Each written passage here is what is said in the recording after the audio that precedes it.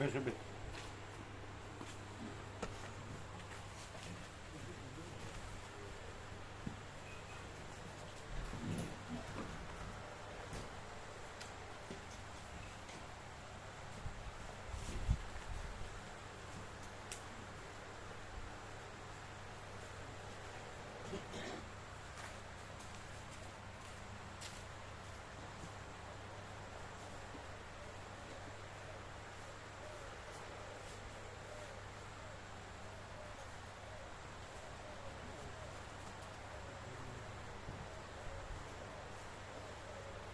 उसका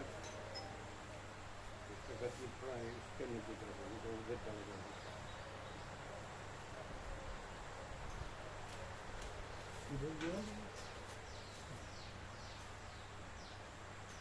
जीतू प्रभु है वो अपनी लाते हैं वो करेगा वो तो ऐसा चला जाएगा.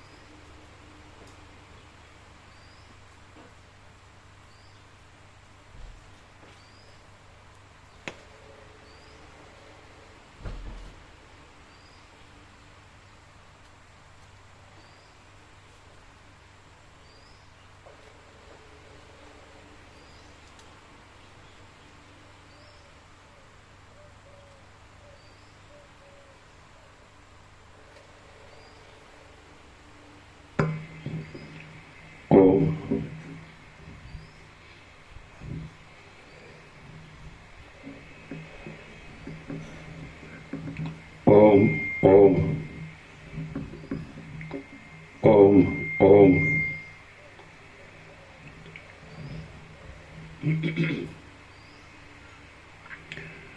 परम चिदाकाश, परम ज्योति, अखंड ज्योति, महाचिदाकाश, स्वयं प्रकाश, संपूर्ण प्रकाश, पूर्ण ब्रह्म, अनंत तेज घन, अनंत चिद घन, परमाकाश, केवल अनंत शुद्ध तेज घन, परमाकाश, अखिल आत्मा, पूर्ण ब्रह्म, परमात्मा, परम चिदाकाश, परम ज्योति, अखंड ज्योति, अनंत, पूर्ण, परम चिदाकाश, परम शांति, स्वयं सिद्ध, स्वयं प्रकाश, स्वयं पूर्ण, स्वस्वरूप, यही सब कुछ है, इसके सिवा कुछ नहीं है. शून्यवास, अनंत कोटि, महाकल्पो है ही नहीं.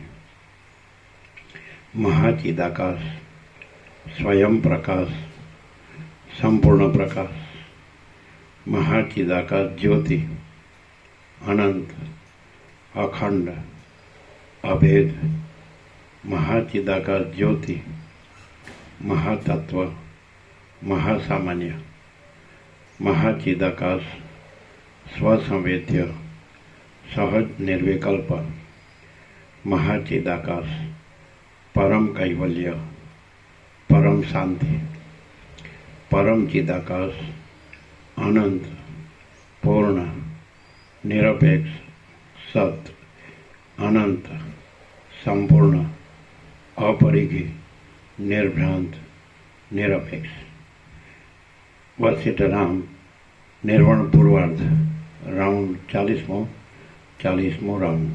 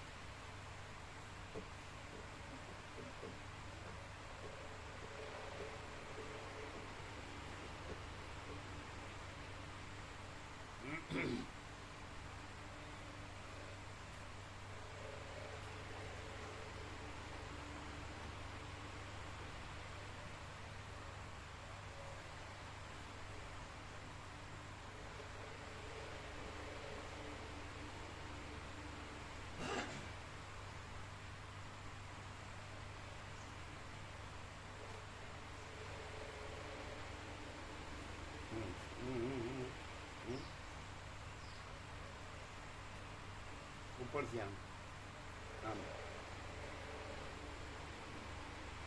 હજી થોડું આમ આમ એક્ઝેક્ટ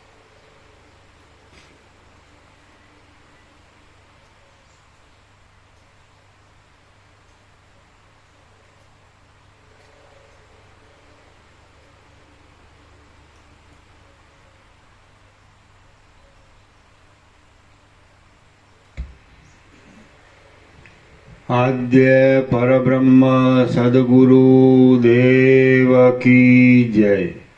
ओम श्री परमात्मने नमः। सद्ग्रंथों शिरोमणि श्री योग वासिष्ठ महारामायण निर्वाण प्रकरण पूर्वार्ध सर्ग 8मो कार्यरूप अविद्यानु वर्णन पेज नंबर 843। सर्ग 8मो कार्यरूप अविद्यानु वर्णन। आ 8मा सर्गमा अविद्या कौंसमा जगतरूप कार्य अविद्यानु संसाररूपी जंगलमा लतारूपे वर्णन करवामां आवशे। वशिष्ठ बोल्या, आ अविद्या जे जगतनु कार्य छे ते संसाररूपी वनमा चैतन्यरूप पर्वतनी टोच पर रहेली लतारूपे छे, जेने मोटा पर्वतो साधा छे। जल आदि 5 महाभूतो साल छे, लोकोरूपी પાંદડા છે અને 3 લોકરૂપી દેહ છે। તે કેવી છે અને ક્યારે ખીલે છે? લઈ લો એ જાઓ તો પાછળ બરાબર। તે કેવી છે અને ક્યારે ખીલે છે એ વિશે હું કહું છું, તે તમે સાંભળો। આ અવિદ્યારૂપી લતામાં સુખ દુઃખ जन्म स्थिति ज्ञान अने अज्ञान ए फळो दिवसे दिवसे वधता जाय छे। आ अविद्यारूपी लतामां सुख दुख जन्म स्थिति ज्ञान अने अज्ञान ए फळो दिवसे दिवसे वधता जाय छे। पोते जे सुख संपत्ति आजे भोगवे छे तेथी वधारे भोगववा माटे एवी रागरूपी अविद्या उदय पामे छे। पोते जे सुख संपत्ति आजे भोगवे छे तेथी वधारे भोगववा माटे एवी रागरूपी अविद्या उदय पामे छे અને તે અવિદ્યા યજ્ઞ તથા દાન આદિ કરાવીને સુખ આપે છે, તેમજ ભોગવવામાં આવતા દારિદ્ર્ય આદિ દુઃખમાંથી ધનની તૃષ્ણા આદિ અવિદ્યા ઉદય પામે છે, અને તે અવિદ્યા દુષ્ટ વાસનાથી ચોરી આદિ અધર્મોમાં પ્રવૃત્તિ કરાવીને દુઃખ આપે છે. જન્મમાંથી પણ અવિદ્યા ઉદય પામે છે, અને તે અવિદ્યા પાછી જન્મ આપ્યા વિના રહેતી જ નથી. સ્થિતિમાં પણ અવિદ્યા ઉદય પામે છે, અને તે અવિદ્યા પાછી સ્થિતિ આપ્યા વગર રહેતી નથી. આ ગાદીની પાછળ લઈ જાઓ, એ ગાદીની પાછળ લઈ જાઓ. મામા પ્રમાણ આપો, પાછળ આપો.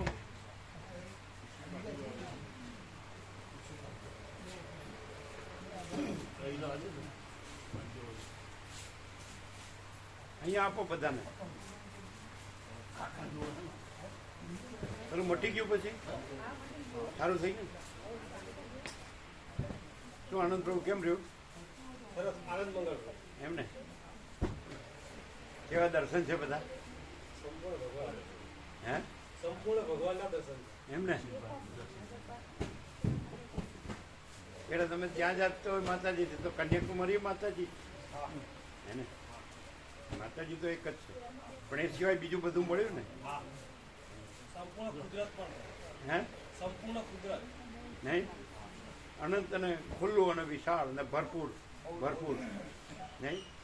ત્યાં ખાલી તમને એકલા માતાજી મળે, અને તો માતાજી ખરા પણ બીજું બધું ઘણું મળ્યું ને? પદ્મનાભ સ્વામી બહુ મોટું વિશાળ. હે પદ્મનાભ સ્વામી બહુ વિશાળ. હા, 1000 થાંભલા છે. બધે થાંભલેથી પાછળનું ચિત્ર દેખાય. જોયું તું? સુચિંદ્રમ પણ મોટું. હા, બધા દિવ્ય દર્શનો અલૌકિક. કુદરત પણ ફૂલ. હે ફૂલ કુદરત. હા, ફૂલ કાલ સાંજે આવ્યા. ચાલો.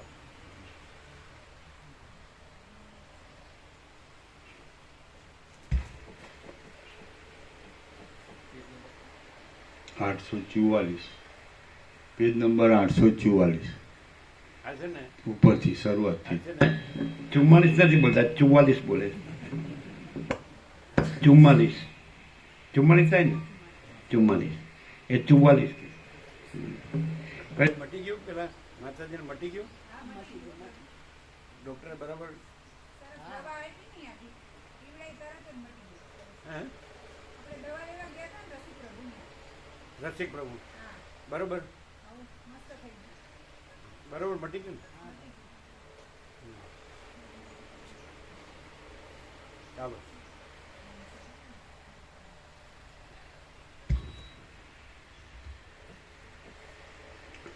સ્થિતિમાં પણ અવિદ્યા ઉદય પામે છે, અને તે અવિદ્યા પાછી સ્થિતિ આપ્યા વગર રહેતી નથી. અજ્ઞાનથી અવિદ્યા વૃદ્ધિ પામે છે, અને તેથી પાછું પણ અજ્ઞાનરૂપી ફળ અવશ્ય પ્રાપ્ત થાય છે. તત્વ વિચારથી જ્ઞાનની વૃદ્ધિ પ્રાપ્ત થાય છે, અને એ વૃદ્ધિ પણ પાછી જ્ઞાનની વૃદ્ધિને જ આપે છે. અનેક પ્રકારના ઉલ્લાસોવાળું, વાસનાઓરૂપી સુગંધથી શોભી રહેલું, અને પ્રાણીઓરૂપી ઘાટા તથા ચપળ પલ્લવવાળું આ અવિદ્યારૂપી લતાનું શરીર ભારે વધી ગયેલું છે. દિવસોના સમૂહરૂપી પુષ્પોવાળી, રાત્રિઓરૂપી ચપળ ભ્રમરોવાળી, નિરંતર ડોલ્યા કરતી, અને જેમાંથી કેટલાયક પ્રાણીઓરૂપી પાંદડા નિરંતર પડ્યા કરે છે, એવી આ અવિદ્યારૂપી લતા કોઈ સમયે વિવેકરૂપી હાથણીની હડફેટમાં આવીને પડી જાય છે, અને રજ વિનાની થઈને હતાશ પામે છે. પણ જો એ હાથણીની પૂરેપૂરી હડફેટમાં ન આવે તો પાછી મજબૂત થઈ જાય છે. આ અવિદ્યારૂપી લતા નવા ઉત્પન્ન થતા મિત્ર તથા પશુ આદિ કુંપળિયાથી પોષાય છે.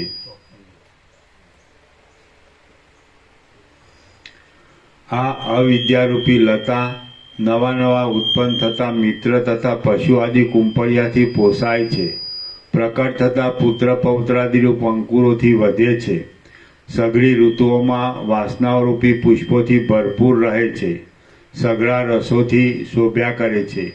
જન્મોરૂપી સાંધાઓમાં દુઃખ તથા રોગ આદિરૂપ સર્પોથી વીંટાય છે, મરણરૂપ છિદ્રોથી વ્યાકુળ રહે છે, વિષયના અનુભવરૂપ રસથી ભરાય છે અને કેવળ વિચારરૂપી હથોડાથી ઘસાઈ જાય છે.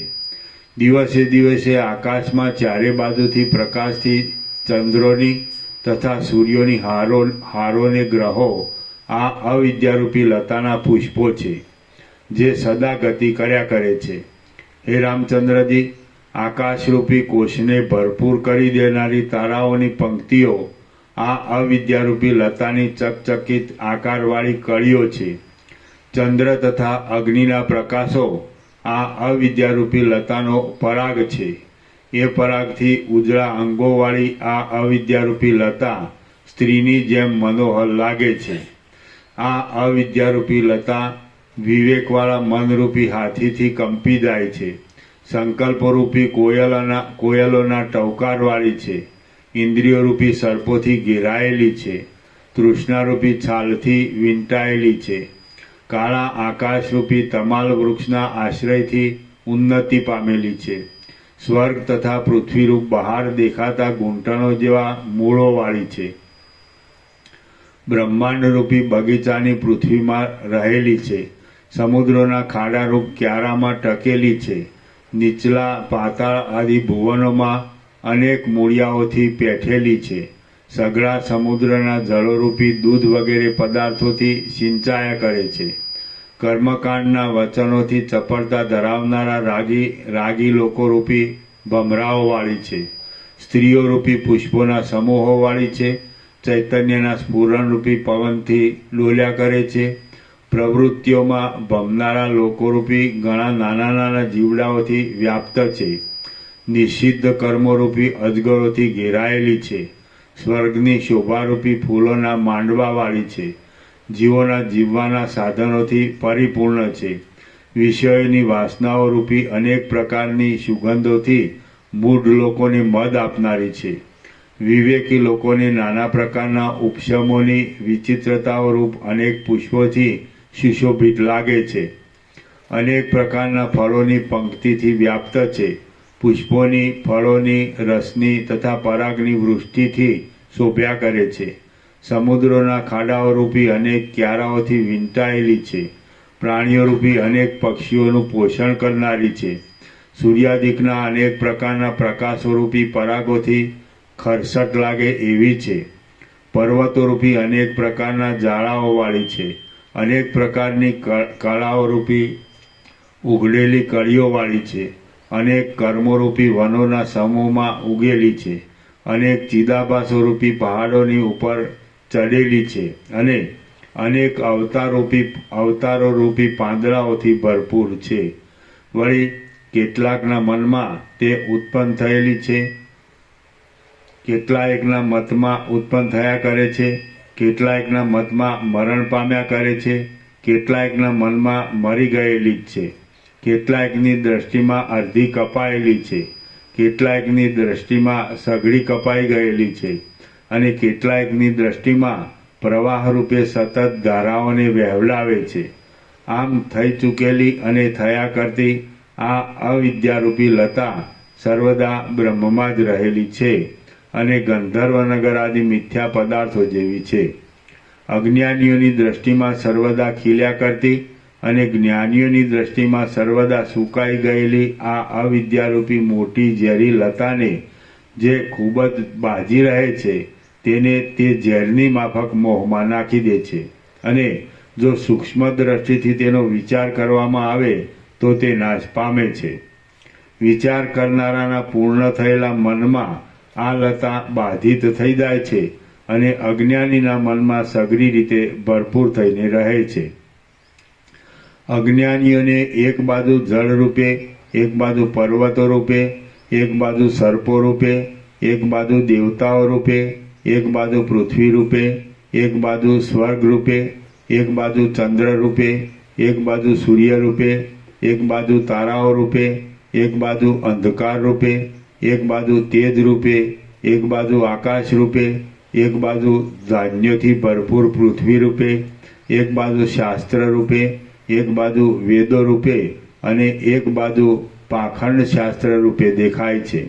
આ અવિદ્યા કોઈ ઠેકાણે પૃથ્વી પક્ષીઓનું રૂપ ધારણ કરીને ઉડે છે, કોઈ ઠેકાણે દેવતાઓનું રૂપ ધરીને પ્રકાશે છે, કોઈ ઠેકાણે ઠૂંઠા રૂપે જણાય છે, કોઈ ઠેકાણે પવન રૂપે જણાય છે, કોઈ ઠેકાણે નરક રૂપે પાતાળમાં રહેલી જણાય છે, કોઈ ઠેકાણે સ્વર્ગના વિલાસોવાળી જણાય છે, કોઈ ઠેકાણે દેવલોક રૂપે દેખાય છે, કોઈ ઠેકાણે કીડાઓ રૂપે રહેલી દેખાય છે, કોઈ ઠેકાણે વિષ્ણુ રૂપે જણાય છે, કોઈ ઠેકાણે બ્રહ્મા રૂપે જણાય છે, કોઈ ઠેકાણે ચંદ્ર રૂપે જણાય છે, કોઈ ઠેકાણે અગ્નિ રૂપે જણાય છે, કોઈ ઠેકાણે વાયુ રૂપે જણાય છે, કોઈ ઠેકાણે ચંદ્ર રૂપે જણાય છે અને કોઈ ઠેકાણે યમ રૂપે જણાય છે. હે રામચંદ્રજી, બ્રહ્માંડોમાં જે કાંઈ મોટા મહિમાવાળું સદાશિવાદી દ્રશ્ય સ્ફુરે છે અને જે કાંઈ જૂના ખડના ટુકડા વડે વગેરે હલકું દ્રશ્ય સ્ફુરે છે તે સગળું અવિદ્યા જ છે અને તત્વાવબોધથી બાધિત જ છે એમ તમે સમજો. એ દ્રશ્યરૂપ અવિદ્યા તત્વબોધથી બાધિત જણાય ત્યારે જ મોક્ષ થાય છે. શ્રી યોગ વાસિષ્ઠ મહારામાયણમાં નિર્વાણ પ્રકરણના પૂર્વાર્ધનો કાર્યરૂપ અવિદ્યાનું વર્ણન નામનો સર્ગ 8મો સમાપ્ત. સર્ગ 9મો વિદ્યા અને અવિદ્યાના સ્વરૂપનું વર્ણન.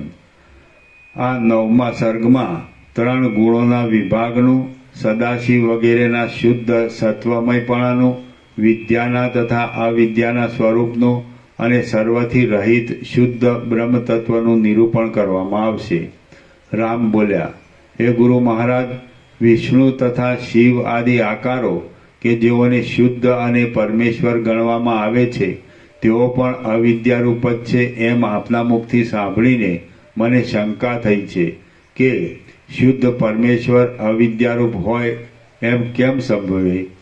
વશિષ્ઠ બોલ્યા, માયાના કલ્પિત સંબંધને લીધે જે તત્વ સર્વાત્મક માનવામાં આવે છે તેને કોઈ પણ કલ્પિત દ્રશ્યનો આધાર ન આપીએ તો તે તત્વ શાંત જ છે, વાસ્તવિક સત્ય છે, ચૈતન્ય છે, પ્રકાશરૂપ છે અને સઘળી કલ્પનાઓથી રહિત જ છે.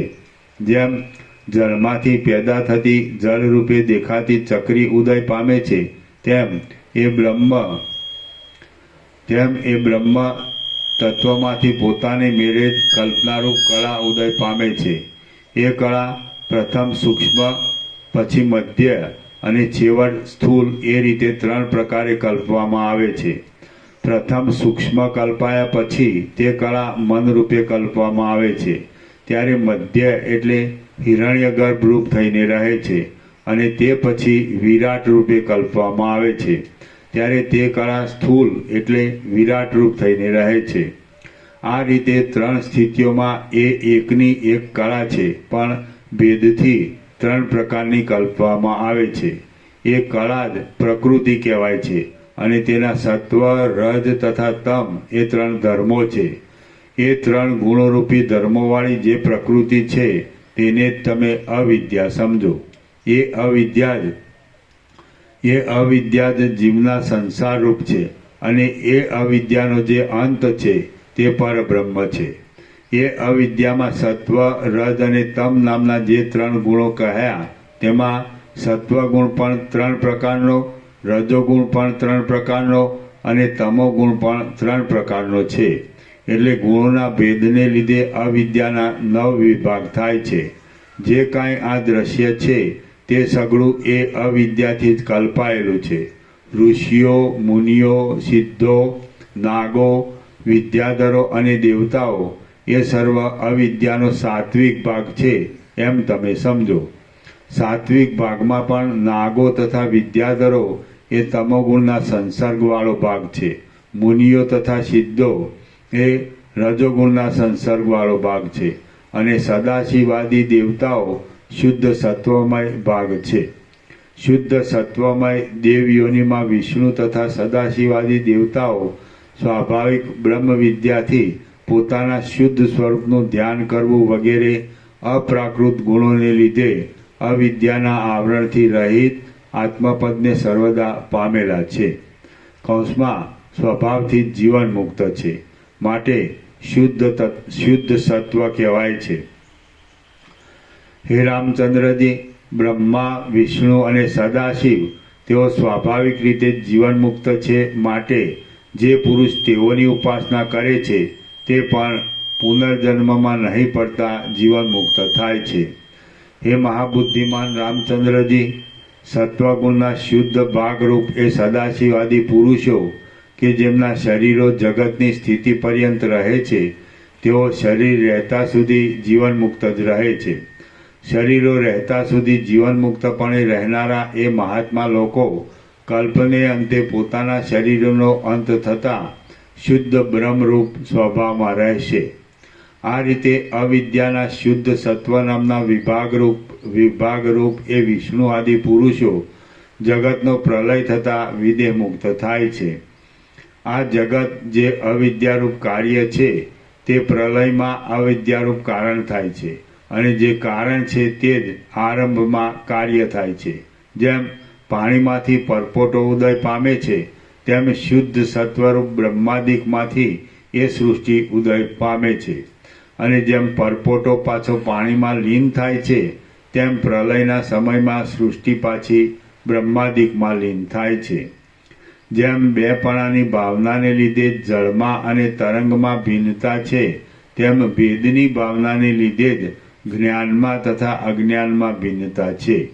જેમ વાસ્તવિક રીતે જોતા જળ અને તરંગ એક જ છે, તેમ જ્ઞાન અને અજ્ઞાન પણ એક જ છે. બ્રહ્મમાં વિદ્યાપણું કે અવિદ્યાપણું કાંઈ પણ નથી, કેમ કે વિદ્યા અને અવિદ્યા એ બંને માયાની જ વૃત્તિઓ છે. વિદ્યાથી નાશ પામતા અવિદ્યા મિથ્યા ઠરે છે, તો અવિદ્યાનો બાદ કરનારી વિદ્યા પણ મિથ્યા ઠરે છે. કેમ કે બાધ્ય હોય તો જ બાધક હોવાનો સંભવ છે.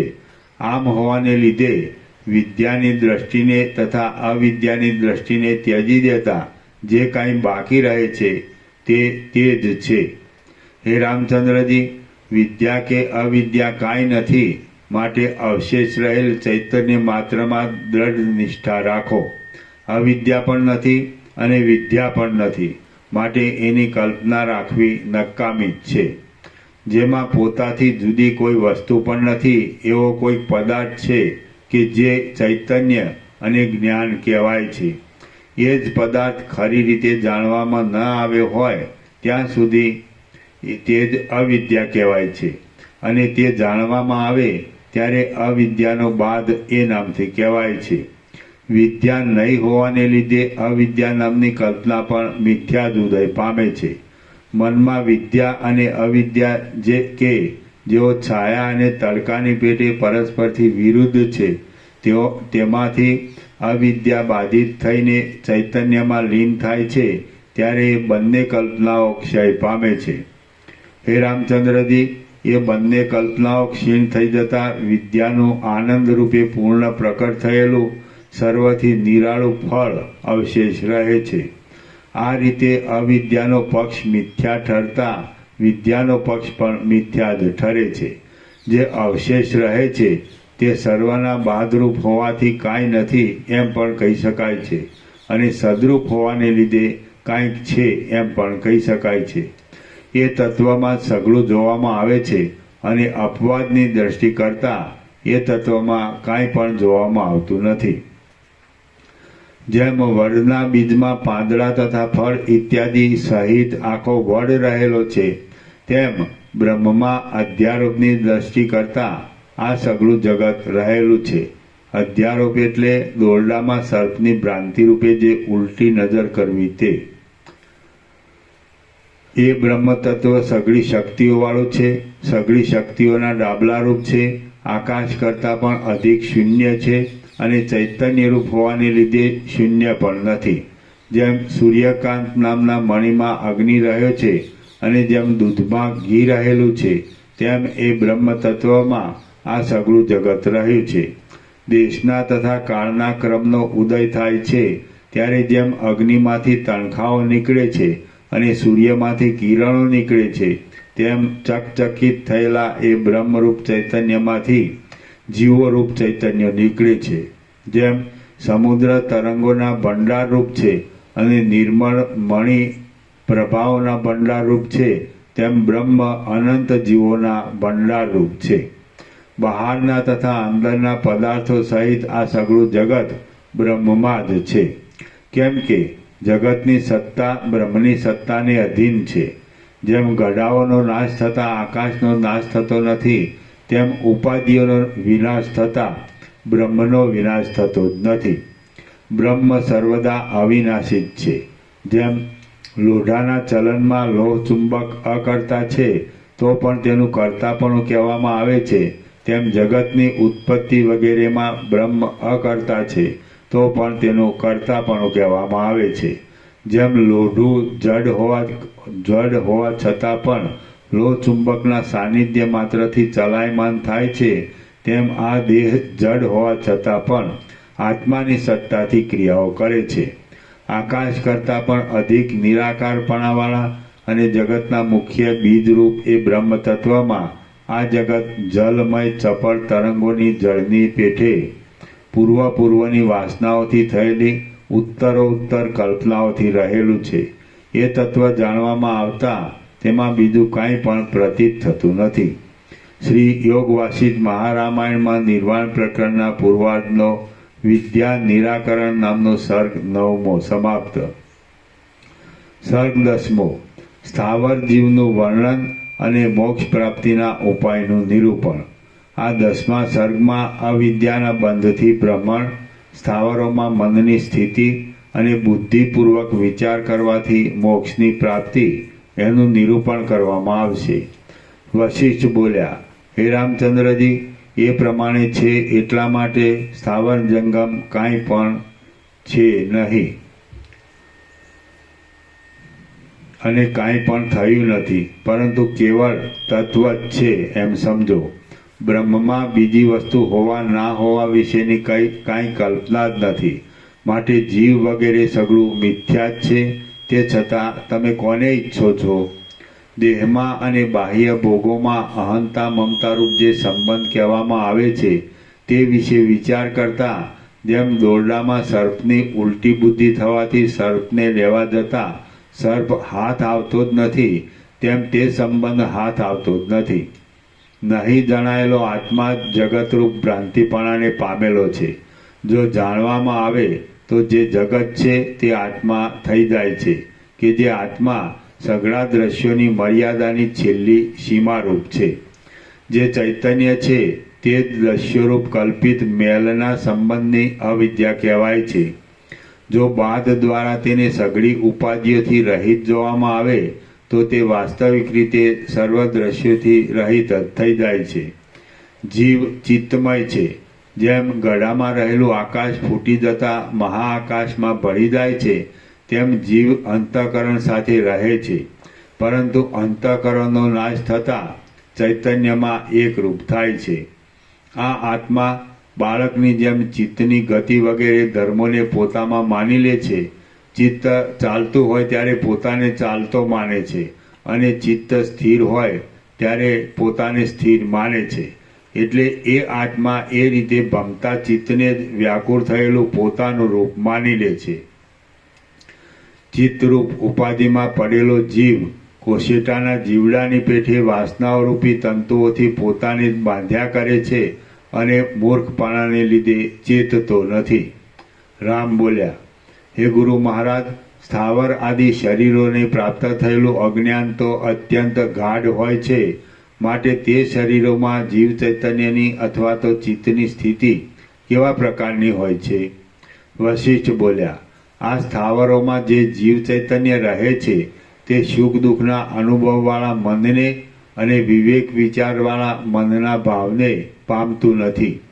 જેમાં અંતઃકરણની ક્રિયાઓ શાંત હોવાથી સુખ દુઃખ ટાળવાની શક્તિ હોતી નથી, એટલે તે જીવ ચૈતન્ય અતિ કષ્ટ પામે છે અને મુક્તિ તેનાથી અતિશય દૂર હોય છે. આ સ્થાવર શરીરોમાં કર્મેન્દ્રિયો, જ્ઞાનેન્દ્રિયો અને અંતઃકરણ હોતા નથી. તેમાં કેવળ ચૈતન્ય સત્તા જ છે.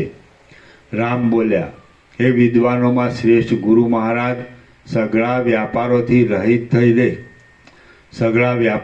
રહિત થઈને સ્થાવર શરીરોમાં શરીરોમાં કેવળ સત્તા માત્રથી ચૈતન્ય રહેલું હોય તો યોગીઓની પેઠે સ્થાવર જીવોને તુરત જ વાસનાઓનો ક્ષય અને મનનો નાશ થવાનો સંભવ છે. માટે હું તો ધારું છું કે તેઓની મુક્તિ સમીપમાં જ રહેલી છે. તે છતાં આપ એથી વિરુદ્ધ કેમ કહો છો? વશિષ્ઠ બોલ્યા, જગતના સ્વરૂપનો બુદ્ધિપૂર્વક વિચાર કરીને યથાર્થ આત્મતત્વના અવલોકનથી જો એક જ સત્તા સર્વમાં અખંડ રીતે ઓતપ્રોત રહેલી છે એવો અનુભવ થાય તો જ એ મોક્ષ થયો કહેવાય છે. એ આત્મતત્વને જાણીને ઉત્તમ રીતે વાસનાઓનો પરિત્યાગ થતાં જે સત્તા સામાન્ય રૂપપણું થાય છે એ જ કૈવલ્યપદ કહેવાય છે. મહાત્માઓની સાથે વેદાંત શાસ્ત્રોનો વિચાર કરીને મનનપૂર્વક નિધિધ્યાસથી આત્મતત્વનું અવલોકન કરીને જે સત્તા સામાન્યમાં સ્થિતિ પ્રાપ્ત થાય છે એ જ સ્થિતિ પરબ્રહ્મ છે એમ કહેવામાં આવે છે. સ્થાવર શરીરમાં તો બીજમાં અંકુરની પેઠે વાસના અંદર સૂઈ રહેલી અને અત્યંત મંદપણાવાળી જ હોય છે. માટે તેઓની સ્થિતિ તો ગાઢ નિદ્રા જેવી જ હોવાથી પુનર્જન્મ આપનાર છે એમ સમજો. જેની અંદર મન લીન થઈ ગયેલું હોય છે અને વાસનાઓ ચારે બાજુ સૂઈ ગયેલી હોય છે એવી ગાઢ નિદ્રાના જેવી સ્થાવરોની સ્થિતિ પાષાણ વગેરેની પેઠે વૃત્તિઓથી રહિત હોવા છતાં પણ પુનર્જન્મના સેંકડો દુઃખ આપનારી છે. ગાઢ નિદ્રા જેવા પદને પ્રાપ્ત થયેલા અને તેથી જ વૃત્તિઓથી રહિત રહેનારા આ સ્થાવરાદિક જીવોનો વારંવાર જન્મો પામવાને જ યોગ્ય છે. હે રામચંદ્રજી, જેમ બીજોમાં અંકુર આદિ રહે છે અને માટીના પુંજમાં ગળો રહે છે તેમ સ્થાવરોની અંદર પોતપોતાની વાસના રહેલી છે. જેમાં બીજ જેવી પણ વાસના રહે છે એવી ગાઢ નિદ્રા જેવી સ્થિતિ કદી પણ મોક્ષ આપનારી થતી નથી. જે સ્થિતિમાં જ્ઞાનરૂપ અગ્નિથી બળી ગયેલી શક્તિવાળી વાસના હોય છે તે જ જીવન મુક્તિ કહેવાય છે. વાસના અગ્નિ, કરજ, રોગ, શત્રુ, સ્નેહ, વેર અને ઝેર એ સર્વનો અવશેષ રહી ગયેલો થોડોક ભાગ પણ દુઃખદાયી થઈ પડે છે. જેની વાસનાઓની શક્તિ બળી ગયેલી હોય એવો અને સત્તા સામાન્ય રૂપે રહેલો પુરુષ પણ જીવતા પણ દુઃખ ભોગવતો નથી અને મુવા પછી પણ ફરી દુઃખ ભોગવતો નથી. સ્થાવર આદિ પદાર્થોમાં ચૈતન્યનું અત્યંત આવરણ કરનારી અને સુષુપ્તિના જેવા ધર્મવાળી વાસના બીજરૂપે જેમ બીજમાં અંકુર શક્તિરૂપ રસ રહે છે તેમ સર્વદા રહેલી હોય છે. વાસના બીજોમાં પૃથ્વીના તથા જળના યોગથી ઉદય પામે છે. પથરા વગેરેમાં જળપણા રૂપે તથા કઠણપણા રૂપે તે રહેલી છે. રત્ન આદિ ઉત્તમ પદાર્થોમાં તે મનનું આકર્ષણ કરનારપણા રૂપે રહેલી છે. ભસ્મમાં તે કાષ્ઠ વગેરેના નાશ રૂપે રહેલી છે. ધૂળમાં તે અણુ રૂપે રહેલી છે. શ્યામ પદાર્થોમાં તે શ્યામપણા રૂપે રહેલી છે અને ખડગોમાં તે તીક્ષ્ણ ધાર રૂપે રહેલી છે. ચૈતન્ય શક્તિ તો ઘટપટ આદિ સઘળા પદાર્થોમાં સત્તા સામાન્ય રૂપે રહેલી છે કે જેથી વાસનાની સત્તા પણ વિચાર કરતા જુદી પાડી શકાતી નથી. એ પ્રમાણે જેમ મેઘની ઝાડથી ડંકાયેલી વર્ષા ઋતુ સઘળા આકાશને ભરપૂર કરીને રહે છે તેમ ચૈતન્ય શક્તિ સઘળા દ્રશ્યોની સ્થિતિને ભરપૂર કરીને રહેલી છે. મેં સારી પેઠે વિચારેલું આ ચૈતન્ય શક્તિનું સ્વરૂપ તમને કહ્યું કે જે સ્વરૂપ સર્વથી રહિત હોવા છતાં સર્વમાં વ્યાપક છે અને સત્ય હોવા છતાં મિથ્યાભૂત માયાના વિકારોના સ્વરૂપને પામેલા જેવું છે.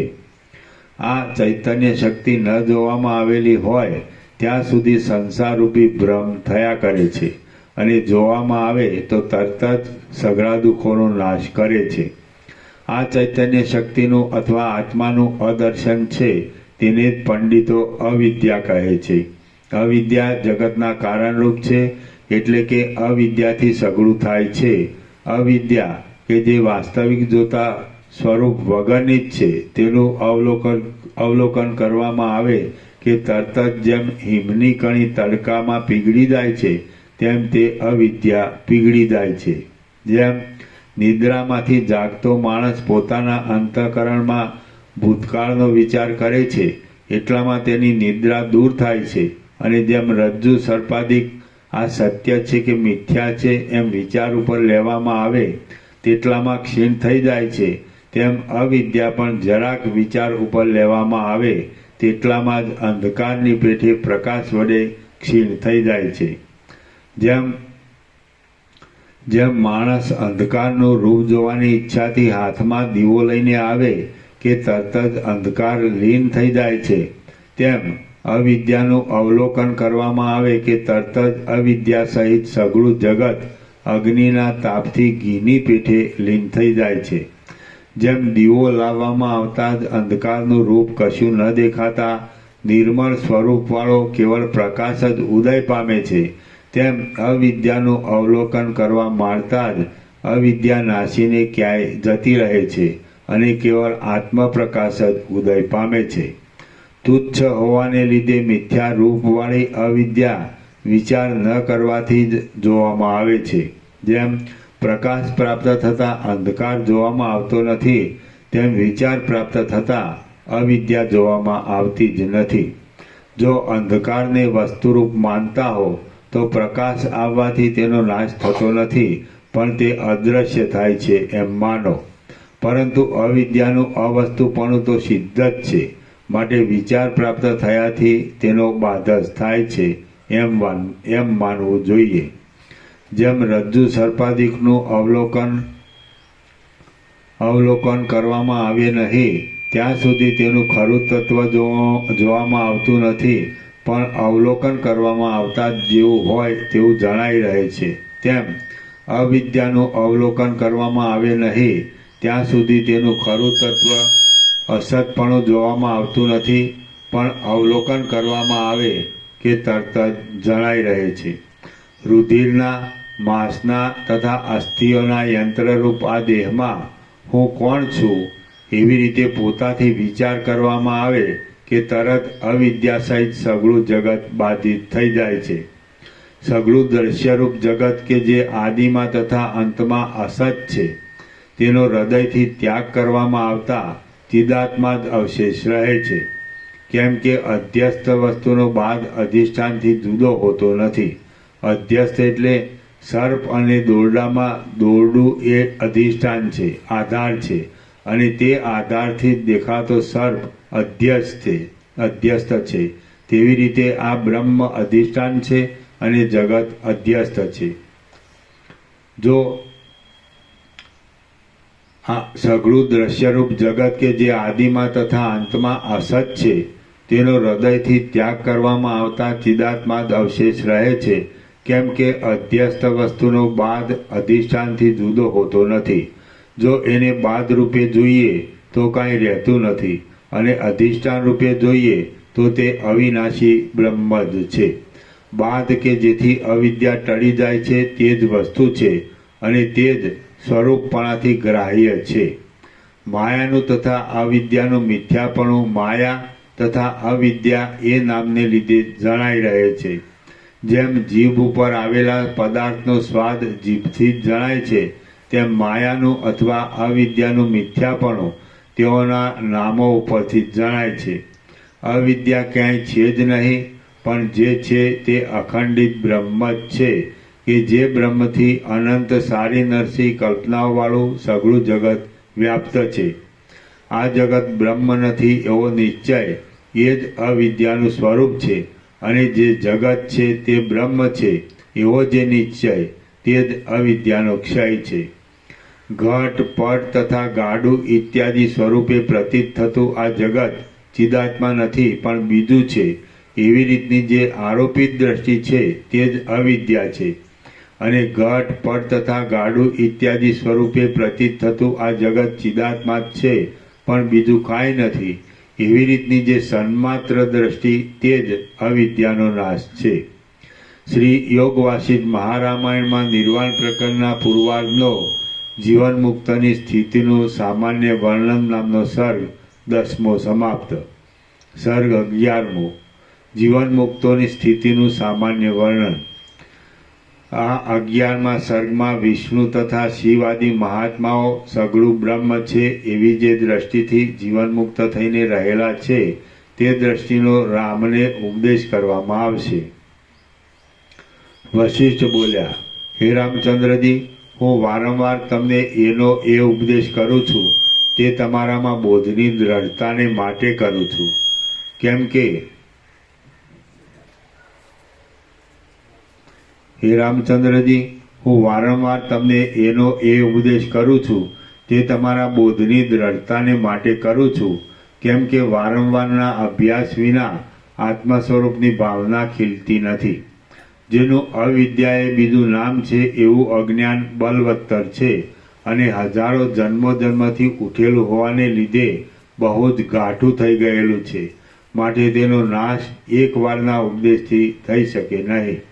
દેહની સ્થિતિની દશામાં બહારના તથા અંદરના પદાર્થો સહિત અજ્ઞાન સઘળી ઇન્દ્રિયોથી અનુભવવામાં આવે છે અને દેહની મરણની દશામાં સાક્ષીથી અનુભવાય છે. માટે અત્યંત પ્રબળપણાને પામેલું છે. આત્મજ્ઞાન તો કોઈ પણ ઇન્દ્રિયોના વિષયરૂપ નથી અને મનથી તથા પાંચે જ્ઞાનેન્દ્રિયોથી પર થાય ત્યારે જ આત્મતત્વનો અનુભવ થાય છે. માટે દુર્લભ છે. ઇન્દ્રિયોની વૃત્તિ મર્યાદાથી પર હોવાને લીધે આત્મતત્વ પ્રત્યક્ષ પ્રમાણોથી સમજી શકાય તેમ નથી. માટે તે જીવથી અનુભવાતું નથી. હે રામચંદ્રજી, તમે હૃદયરૂપી ઝાડમાં ઉગેલી આ અવિદ્યારૂપી લતાને જ્ઞાનના અભ્યાસના ખડગોના ઘાથી કાપી નાખો કે જેનાથી સ્વરૂપની પ્રાપ્તિ થાય. જે કાંઈ જાણવાનું છે તેને જાણી ચૂકેલો જનક રાજા જે રીતે વિહાર કરે છે તે રીતે તમે પણ આત્મજ્ઞાનના અભ્યાસમાં તત્પર રહીને વિહાર કરો. વ્યવહારમાં અને સમાધિમાં પણ પોતાના આત્મતત્વમાં લીન રહીને વિહાર કર્યા કરતા એ જનક રાજાને જાગ્રત આદિ સઘળી અવસ્થાઓમાં બ્રહ્મતત્વનો પાકો નિશ્ચય થઈ ગયો છે. બીજા વિદ્વાનો પણ એવા જ નિશ્ચયથી બ્રહ્મરૂપ થયા છે. વિષ્ણુ તે યોનિઓમાં અવતારો ધારણ કરે છે તે છતાં પણ જે નિશ્ચયને લીધે અવતારો સંબંધી દુઃખોના સ્પર્શને પણ પ્રાપ્ત થતા નથી તે નિશ્ચય જ બ્રહ્મવેત્તાપણું કહેવાય છે. હે રામચંદ્રજી, સર્વદા સ્ત્રીની સાથે જ રહેનારા સદાશિવનો જે નિશ્ચય છે અને રાગથી રહિત રહેનારા બ્રહ્માનો પણ જે નિશ્ચય છે તે નિશ્ચય તમને પ્રાપ્ત થાઓ. જીવન મુક્તપણાથી રહેનારા બૃહસ્પતિ, શુક્રાચાર્ય, સૂર્ય, ચંદ્ર, પવન, અગ્નિ, નારદ, પુલત્સ્ય, હું, અંગિરા, પ્રચેતા, ભૃગુ, ક્રતુ, અત્રિ, શુકદેવજી અને બીજા પણ બ્રહ્મર્ષિઓ તથા રાજર્ષિઓ તેઓના જે નિશ્ચય છે તે નિશ્ચય તમને પ્રાપ્ત થાઓ. રામ બોલ્યા, હે ગુરુ મહારાજ, એ મોટી બુદ્ધિવાળા વિષ્ણુ આદિ ધીર લોકો જે નિશ્ચયથી શોક રહિત થઈને રહેલા છે તે નિશ્ચય મને વિગતવાર જણાવો. વશિષ્ઠ બોલ્યા, જ્ઞેયને એટલે જાણવા યોગ્ય પરબ્રહ્મ ચિદાકાશ. વશિષ્ઠ બોલ્યા, જ્ઞેયને સંપૂર્ણ રીતે જાણી ચૂકેલા હે મહાવીર રાજકુમાર, તમે એ લોકોના નિશ્ચયનું પૂછ્યું માટે તેઓના નિશ્ચય વિશે હું સ્પષ્ટ રીતે કહું છું તે તમે સાંભળો. એ લોકોનો નિશ્ચય આ પ્રમાણે છે. જે કાંઈ અતિ મોટા વિસ્તારવાળી આ જગતરૂપ ઝાડ જોવામાં આવે છે તે સગળું નિર્મળ બ્રહ્મ જ છે. એમાં કશો સંશય નથી. જે ચૈતન્ય છે તે બ્રહ્મ છે. જે બ્રહ્માંડ છે તે બ્રહ્મ છે. જે પ્રાણીઓના સમૂહો છે તે સર્વ બ્રહ્મ છે. હું બ્રહ્મ છું. મારો શત્રુ પણ બ્રહ્મ છે. મારા મિત્રો પણ બ્રહ્મ છે. મારા બાંધવો પણ બ્રહ્મ છે અને ત્રણેય કાળ પણ બ્રહ્મ છે. કારણ કે સઘળું બ્રહ્મરૂપ અધિષ્ઠાનમાં જ કલ્પના માત્રથી ઊભું થયેલું છે. જેમ સમુદ્ર તરંગોની હાર રૂપે પોતામાં સ્ફુરે છે તેમ બ્રહ્મ તે પદાર્થો રૂપે પોતામાં સ્ફુરે છે. જે ગ્રહણ કરે છે તે પણ બ્રહ્મ જ છે. જેનું ગ્રહણ થાય છે તે પણ બ્રહ્મ જ છે, જે ભોગવે છે તે પણ બ્રહ્મ જ છે, અને જે ભોગવાય છે તે પણ બ્રહ્મ જ છે.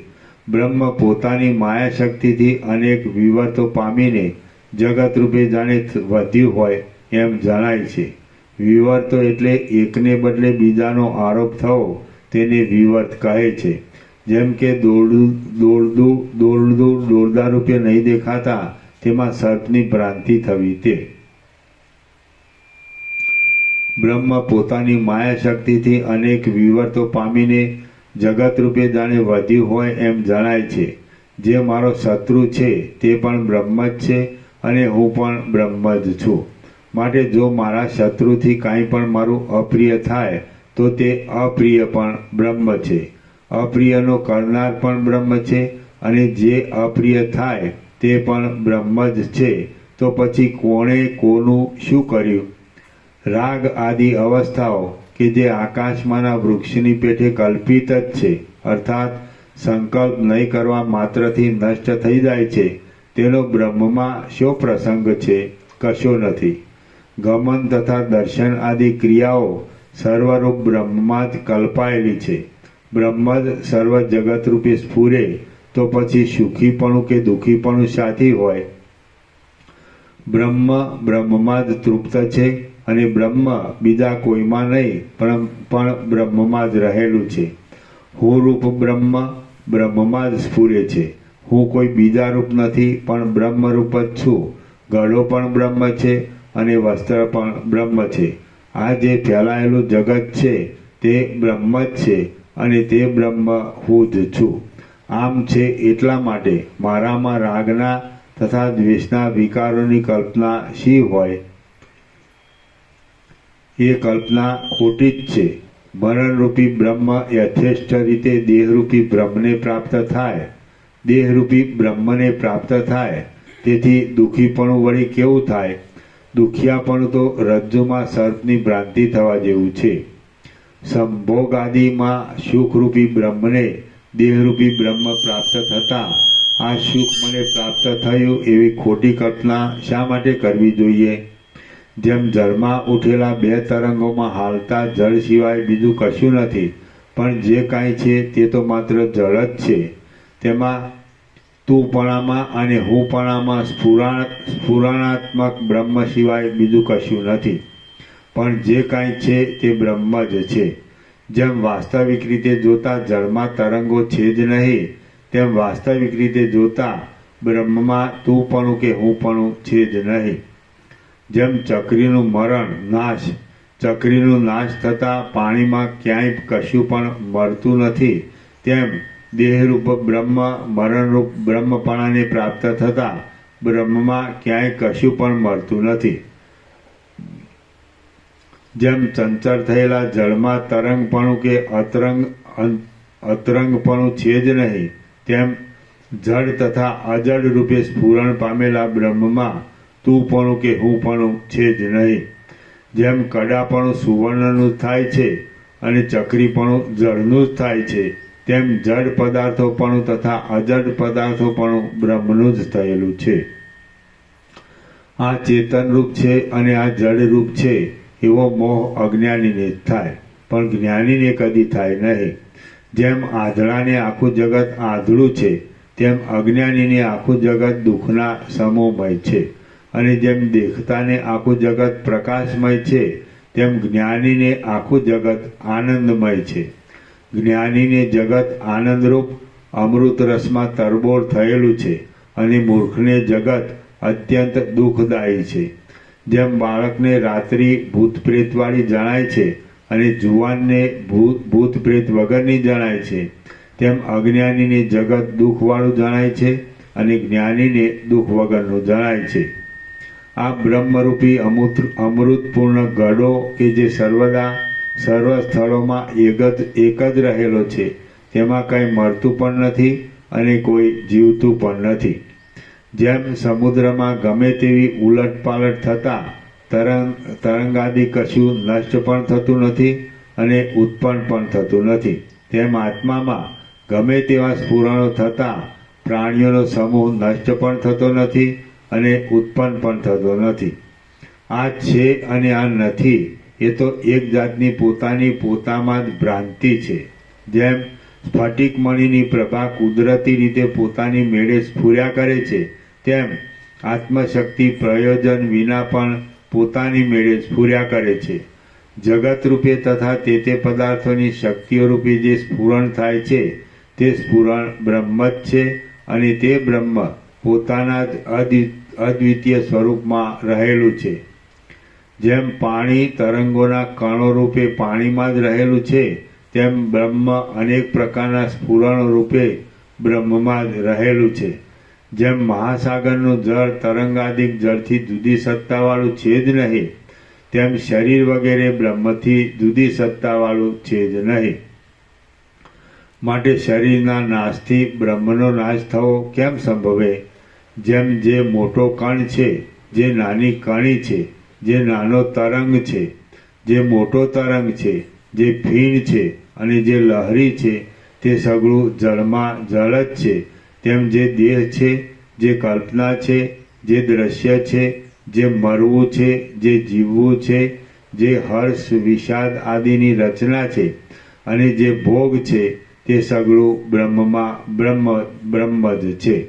જેમ કડા વગેરે આકારોની વિચિત્ર રચના સુવર્ણથી ભિન્ન નથી, તેમ શરીરો વગેરેની વિચિત્ર રચના બ્રહ્મથી ભિન્ન નથી.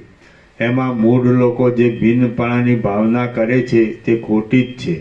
મન, બુદ્ધિ, અહંકાર, શબ્દ, સ્પર્શ આદિ તન્માત્રાઓ અને ઇન્દ્રિયો એ સગળું બ્રહ્મથી ભિન્ન નથી, પણ બ્રહ્મ જ છે. માટે સુખ દુઃખ કશું છે જ નહીં. જેમ એક જ શબ્દ પર્વતની ગુફા વગેરેના સામીપમાં પડઘા રૂપે 2 વાર બોલાયેલા જેવો પ્રતીત થાય છે, તેમ એક જ બ્રહ્મ આ હું છું અને આ ચિત્ત છે ઇત્યાદિક નામરૂપોના ભેદને લીધે દ્વૈત રૂપે સ્ફુરે છે. નહીં જાણવામાં આવેલું બ્રહ્મ જ જીવપણાને તથા જગતપણાને પામેલા જેવું થઈ રહ્યું છે. જેમ સ્વપ્નમાં પોતાના ચિત્તથી પોતામાં સગળું કલ્પાય છે, તેમ બ્રહ્મમાં પોતાથી પોતામાં સગળું કલ્પાયેલું છે. જેમ સોનું સોના રૂપે ન જણાય તો માટી રૂપે પ્રતીત થાય છે, તેમ બ્રહ્મ રૂપે જાણવામાં ન આવે તો જગત નામના મેલ રૂપે પ્રતીત થાય છે. સ્વયં પ્રભુ મહાત્મા જ બ્રહ્મ છે એમ બ્રહ્મજ્ઞો કહે છે. સ્વયં પ્રભુ મહાત્મા જ બ્રહ્મ છે એમ બ્રહ્મજ્ઞો કહે છે, અને તે જ બ્રહ્મ અજ્ઞાત હોય તો અજ્ઞાનીઓનું અજ્ઞાન કહેવાય છે. જેમ સોનું સોના રૂપે જાણવામાં આવે તો ક્ષણવારમાં સોનું થઈ જાય છે, તેમ બ્રહ્મ ભાવથી જાણવામાં આવે તો ક્ષણવારમાં બ્રહ્મ થઈ જાય છે. સઘળી શક્તિઓવાળો આત્મા પ્રયોજન વિના જ પોતાની શક્તિથી જેવી દ્રઢ ભાવના કરે છે તેવું જ તુરત દેખાવા લાગે છે. બ્રહ્મ કર્મથી, કર્તાથી, કરણોથી, કારણોથી તથા દોષોથી રહિત છે. પોતાના બોધથી પોતે થઈ જાય એવું છે અને સર્વ કલ્પનાઓના અધિષ્ઠાનરૂપ છે, એમ બ્રહ્મવેત્તાઓએ નિશ્ચય કરેલો છે. નહીં જણાયેલું બ્રહ્મ જ અજ્ઞાનીઓનું અજ્ઞાન કહેવાય છે. જાણવામાં આવેલું બ્રહ્મ જ્ઞાનરૂપ થઈ જાય છે અને અજ્ઞાનનો નાશ કરે છે. જેમ નહીં ઓળખવામાં આવેલો બંધુ અબંધુ કહેવાય છે અને ઓળખવામાં આવેલો બંધુ અબંધુપણાનો ભાવ દૂર થવાથી બંધુ થઈ જાય છે, તેમ નહીં ઓળખવામાં આવેલું બ્રહ્મ સંસારરૂપ થઈ જાય છે અને ઓળખવામાં આવેલું બ્રહ્મ સંસારપણાનો ભ્રમ નષ્ટ થઈ જવાથી બ્રહ્મ થઈ જાય છે. વિચાર કરતા જીવનું તથા જગતનું રૂપ ટકી શકતું નથી, એમ જો અંદર જાણવામાં આવે તો બ્રહ્મ ભાવનાનો ઉદય થાય છે કે જેથી જીવ તથા જગત નીરસ જણાતા પુરુષને વૈરાગ્ય ઉત્પન્ન થાય છે. દ્વૈત અસત્ય જ છે એમ જો અંદર જાણવામાં આવે તો બ્રહ્મ ભાવનાનો ઉદય થાય છે કે જેથી દ્વૈત રસહીન જણાતા પુરુષને વૈરાગ્ય ઉત્પન્ન થાય છે. આ દેહ હું નથી એમ સ્પષ્ટ રીતે જાણવામાં આવે તો બ્રહ્મ ભાવનાનો ઉદય થાય છે કે જેથી પુરુષને ખોટા અહંકાર ઉપર અરુચિ થાય છે.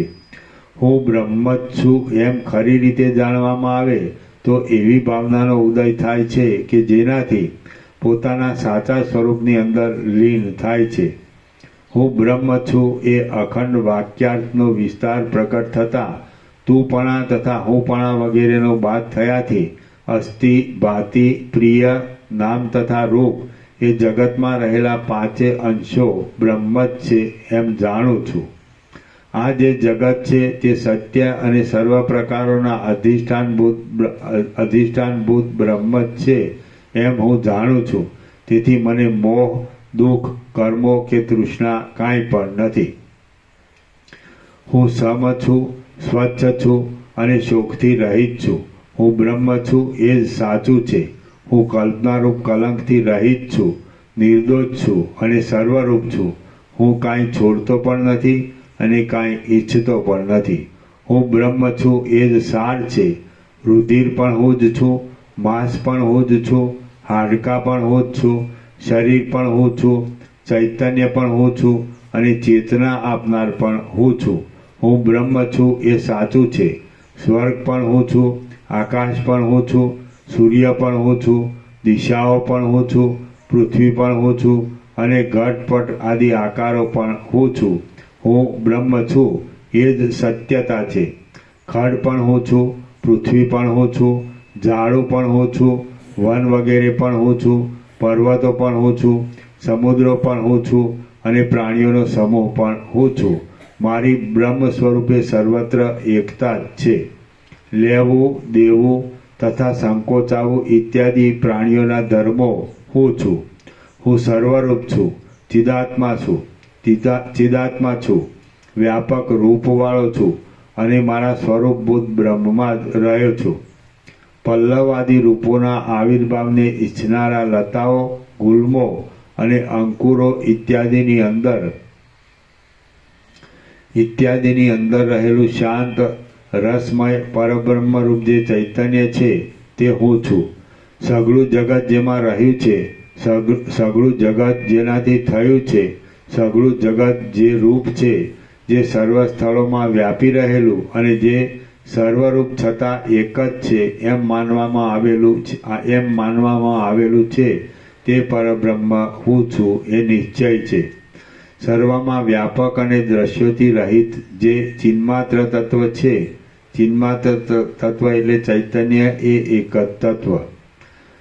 સર્વમાં વ્યાપક અને દ્રશ્યોથી રહિત જે ચિન્માત્ર તત્વ છે તે જ ચિત્ત, આત્મા, બ્રહ્મ, સત, સત્ય, ઋત તથા જ્ઞ એ નામથી કહેવાય છે.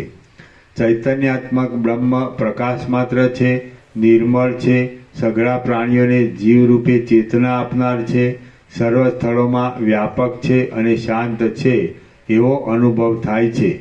મનોના, બુદ્ધિઓના તથા ઇન્દ્રિયોના સમૂહોમાં અને તેઓની સર્વ વૃત્તિઓમાં ઓતપ્રોત રહેલું છે. દ્વૈતને દૂર કરતા સ્વયં પ્રકાશ રૂપે જાણાતું અને રાગાદિક દોષોથી રહિત જે ચૈતન્ય સ્વરૂપ બ્રહ્મ છે તે હું છું. શબ્દ આદિ તન્માત્રાઓ, આકાશ આદિ સઘળા તન્માત્રાઓના કારણો અને તેઓએ કરેલી જગતની સ્થિતિ, તેઓની સત્તારૂપ, તેઓના સ્ફુરણરૂપ અને સ્વચ્છ જે ચૈતન્યરૂપ બ્રહ્મ છે તે હું છું. મારો ક્ષય છે જ નહીં. વૃત્તિઓરૂપ ઉપાધિઓની ધારાઓ દ્વારા નિરંતર નીકળતી સ્વચ્છ ચૈતન્યની ધારાઓની ખાણરૂપ, પ્રકાશરૂપ, અજરામર અને યોગ્યોથી પણ જેનું વર્ણન કરી શકાતું નથી એવું જે ચૈતન્યરૂપ પરબ્રહ્મ છે તે હું છું. સઘળા ભોગતાઓના સમૂહો પ્રત્યે તે ભોગોની વૃત્તિઓરૂપ ઉપાધિઓ દ્વારા રસની ધારાની પેઠે જેનું સ્વરૂપ નિરંતર પડ્યા કરે છે એવું અજરામર, અખંડ, અનુભવરૂપ અને નિર્લેપ સમાધિમાં સુષુપ્ત જેવું શાંત, જ્ઞાનમય અને નિર્મળ સ્વરૂપવાળું જે ચૈતન્યરૂપ બ્રહ્મ છે તે હું છું. સઘળા વિષય સુખોથી ઉત્તમ સુખરૂપ સ્વયં પ્રકાશ અને વાસનાઓથી રહિત જે ચૈતન્યરૂપ બ્રહ્મ છે તે હું છું. ખાંડ આદિ મીઠા પદાર્થોના સ્વાદનો અનુભવ કે જે જીભથી ગળે ઉતરતા સુધીના થોડા કાળ સુધી જ રહે છે તે અનુભવ જ્યારે મર્યાદાવાળા દેશ, કાળ તથા ચિત્તાદિક આનંદના એક રસથી જણાય ત્યારે અખંડ થઈ જાય છે. એ અખંડ અનુભવ ચૈતન્યરૂપ બ્રહ્મ હું છું. જેનું ચિત્ત રાત્રે સ્ત્રીમાં લાગેલું હોય તે પુરુષને ચંદ્રનો ઉદય થતાં જે અનુભવ સ્ત્રીમાંથી ખસીને અને ચંદ્ર સુધી પહોંચતો પહેલો વચમાં અખંડ ચૈતન્ય રૂપે નિર્વિષયપણે રહે છે તે બાદ વિનાનું ચૈતન્યરૂપ બ્રહ્મ હું છું. પૃથ્વી ઉપર રહેલા માણસોની દ્રષ્ટિઓ આકાશમાં ચંદ્ર સુધી પહોંચતો પહેલો વચમાં અખંડ અનુભવરૂપ અને વિષયોથી રહિત જે નિર્મળ ચૈતન્ય શક્તિ રહે છે તે બ્રહ્મ છે અને તે બ્રહ્મ હું છું. સુખ દુઃખ આદિ કલ્પનાઓથી રહિત નિર્મળ સાચો અનુભવરૂપ સ્વરૂપવાળો ચૈતન્યરૂપ અને વિનાશ વગરનો જે પરમાત્મા છે તે હું છું. અહીં રહેલા પુરુષનું મન પોતાને ચોરવાનો વિષય દૂર પ્રદેશમાં હોય ત્યારે વચલા પદાર્થોને જોતું નથી. તે સમયે વચલા પ્રદેશમાં વિષયોના સ્પર્શરૂપ અપરાધ વગરની જે પ્રતીતિ થાય છે તે જ ચૈતન્યરૂપ સર્વવ્યાપક બ્રહ્મ હું છું. પૃથ્વી, જળ, વાયુ અને બીજ એ સર્વનું મળવું થતાં અંકુરરૂપ કાર્યોમાં બહાર નીકળવાને ઉપયોગી જે ચૈતન્ય શક્તિ છે તે બ્રહ્મ છે અને તે બ્રહ્મ હું છું. પોતાના જળ સ્વભાવમાં રહેનારા ખજૂર, લીમડો અને ગિલોડા આદિમાં રહેલી અને મધુર તથા કડવા આદિ રૂપે પ્રકટ નહીં થયેલી સ્વાદની જે સામાન્ય સત્તા છે તે ચૈતન્યરૂપ બ્રહ્મ છે અને તે બ્રહ્મમાં સર્વત્ર સમરૂપે રહેલો હું છું. જે અનુભવરૂપ વૃત્તિ ગમતા પદાર્થનો લાભ થતાં આનંદવાળી અને તે નહીં મળતા ખેદવાળી થાય છે તે જ વૃત્તિ શાસ્ત્રને અનુસરતા મનનના ઉદયથી સ્વચ્છ કરવામાં આવતા આનંદથી તથા ખેદથી રહિત થાય છે તો તે નિર્દોષ બ્રહ્મ છે અને તે બ્રહ્મ હું છું. પૃથ્વીથી માંડીને સૂર્ય પર્યંત ફેલાયેલ દ્રષ્ટિરૂપે જે દોરી છે તેના મધ્ય જેવું એટલે વિષયોને પ્રકાશ આપનારી શક્તિવાળું છતાં પણ વિષયો વગરનું શાંત, નિર્મળ તથા વ્યાપક ચૈતન્યરૂપ જે બ્રહ્મ છે તે હું છું. જાગ્રત, સ્વપ્ન તથા સુષુપ્તિ એ ત્રણેય અવસ્થાઓમાં સાક્ષી સ્વરૂપ, ત્રણેય અવસ્થાઓનો ત્યાગ કરતા ચોથી અવસ્થાવાળું નિર્દોષ અને આદિ તથા અંતથી રહિત જે ચૈતન્યરૂપ બ્રહ્મ છે તે હું છું. જેમ સેંકડો ખેતરોમાં ઉગેલી શેરડીઓમાં મીઠાશ એક રૂપે રહેલી છે તેમ સર્વ પ્રાણીઓમાં એક રૂપે રહેનાર અને અખંડિત જે ચૈતન્યરૂપ બ્રહ્મ છે તે હું છું. સર્વમાં વ્યાપક, વિકાર રહિત, સ્વચ્છ સ્વરૂપ અને સૂર્યની પ્રભાની પેઠે સર્વને પ્રકાશ આપનાર તથા વ્યાપક જે અતિ રમણીય ચૈતન્યરૂપ બ્રહ્મ છે તે હું છું. મનુષ્ય લોક સંબંધી સંભોગના તુચ્છ આનંદમાં અને દેવલોક સંબંધી અમૃતના સ્વાદમાં મોટા આનંદમાં રહેલા સામાન્ય અનુભવની પેઠે જે સર્વમાં કેવળ અનુભવ ચૈતન્ય રૂપ અવિનાશી બ્રહ્મ છે તે હું છું. કમળની નાળમાં તંતુની જેમ દેહમાં રહેલું છતાં પણ ગુપ્ત સ્વરૂપવાળું અને દેહનું છેદન ભેદન થતાં જેનું સ્વરૂપ ખંડિત થતું નથી એવું જે નિર્દોષ ચૈતન્યરૂપ બ્રહ્મ છે તે હું છું. જેમ વાદળાઓનો સમૂહ સઘળા આકાશમાં હોવા છતાં આમ તેમ ખસ્યા કરે છે અને જોવામાં આવે નહીં એવા સૂક્ષ્મ જળના બિંદુઓવાળો હોય છે તેમ જે ચૈતન્ય શક્તિ સઘળા બ્રહ્માંડોમાં ભરપૂર થઈને રહેલી છતાં પણ સ્ફુરણરૂપ ચલનવાળી છે અને જોવામાં આવે નહીં એવા સૂક્ષ્મ જીવોવાળી છે તે હું છું. દૂધમાં જેમ ઘીની સત્તા રહેલી છે તેમ અનુભવમય સારવાળી અને સ્નેહ માત્રથી ચિકાશ અને પરમ પ્રેમના પાત્રપણા માત્રથી જણાતી જે અવિનાશી ચૈતન્ય શક્તિ છે તે હું છું. જેમ કડાની બાજુબંધની તથા પોચીની રચનાવાળી અથવા રચના વિનાની સત્તા સોનામાં રહેલી છે તેમ આકારોની રચનાવાળી અથવા રચના વગરની દેહાદિકની સત્તા જે ચૈતન્ય શક્તિમાં રહેલી છે તે ચૈતન્ય શક્તિરૂપ સર્વવ્યાપક બ્રહ્મ હું છું. પર્વત આદિ સઘળા પદાર્થોની બહાર તથા અંદર લેપ વિનાની ચૈતન્ય શક્તિ સઘળે સ્થળે એક સત્તા રૂપે રહેલી છે. તે ચૈતન્ય શક્તિ હું છું. સઘળા પ્રકારની અનુભવવાળી વૃત્તિઓનો અકૃત્રિમ અને જેને કોઈ પ્રકારનો મેલ કે રેખા લાગુ જ પડતા નથી એવા આરિસારૂપ જે મોટું ચૈતન્ય તત્વ છે તે હું છું. ચિદાત્મા કે જે સઘળા સંકલ્પોના ફળોને આપનાર છે, સૂર્ય આદિ સઘળા તેજોનો પ્રકાશ આપનાર છે અને જેને માટે સઘળા ગ્રાહ્ય ભોગોનું ગ્રહણ કરવામાં આવે છે તેની ઉપાસના કરીએ છીએ. ચિદાત્મા કે જે સઘળા અવયવોમાં રહેલો હોવા છતાં સઘળા અવયવોથી ન્યારો છે અને સર્વદા સ્ફુર્યા કરે છે તેની ઉપાસના કરીએ છીએ.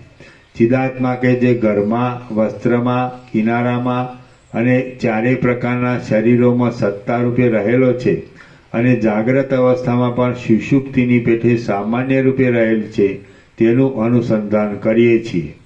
ચિદાત્મા કે જે અગ્નિમાં ગરમી, હિમમાં ઠંડી, અન્નમાં મીઠાશ, અસ્ત્રોમાં ધાર, અંધકારમાં કાળાશ અને ચંદ્રમાં ધોળાપણા રૂપે રહે છે તેનું અનુસંધાન કરીએ છીએ.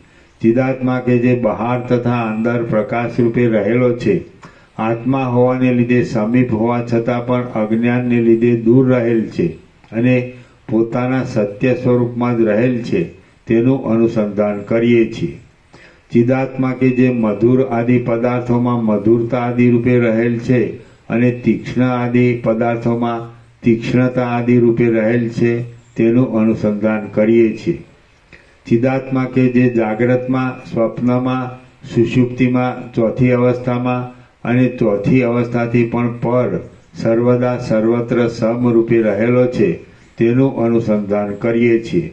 ચિદાત્મા કે જે સર્વ સંકલ્પોથી રહિત છે, જેમાં કોઈ કૌતુક, ભોગોની ઉત્કંઠા નથી અને જેમાં કોઈ પ્રકારનો રાગદ્વેષાદિ વેગ નથી તેનું અનુસંધાન કરીએ છીએ.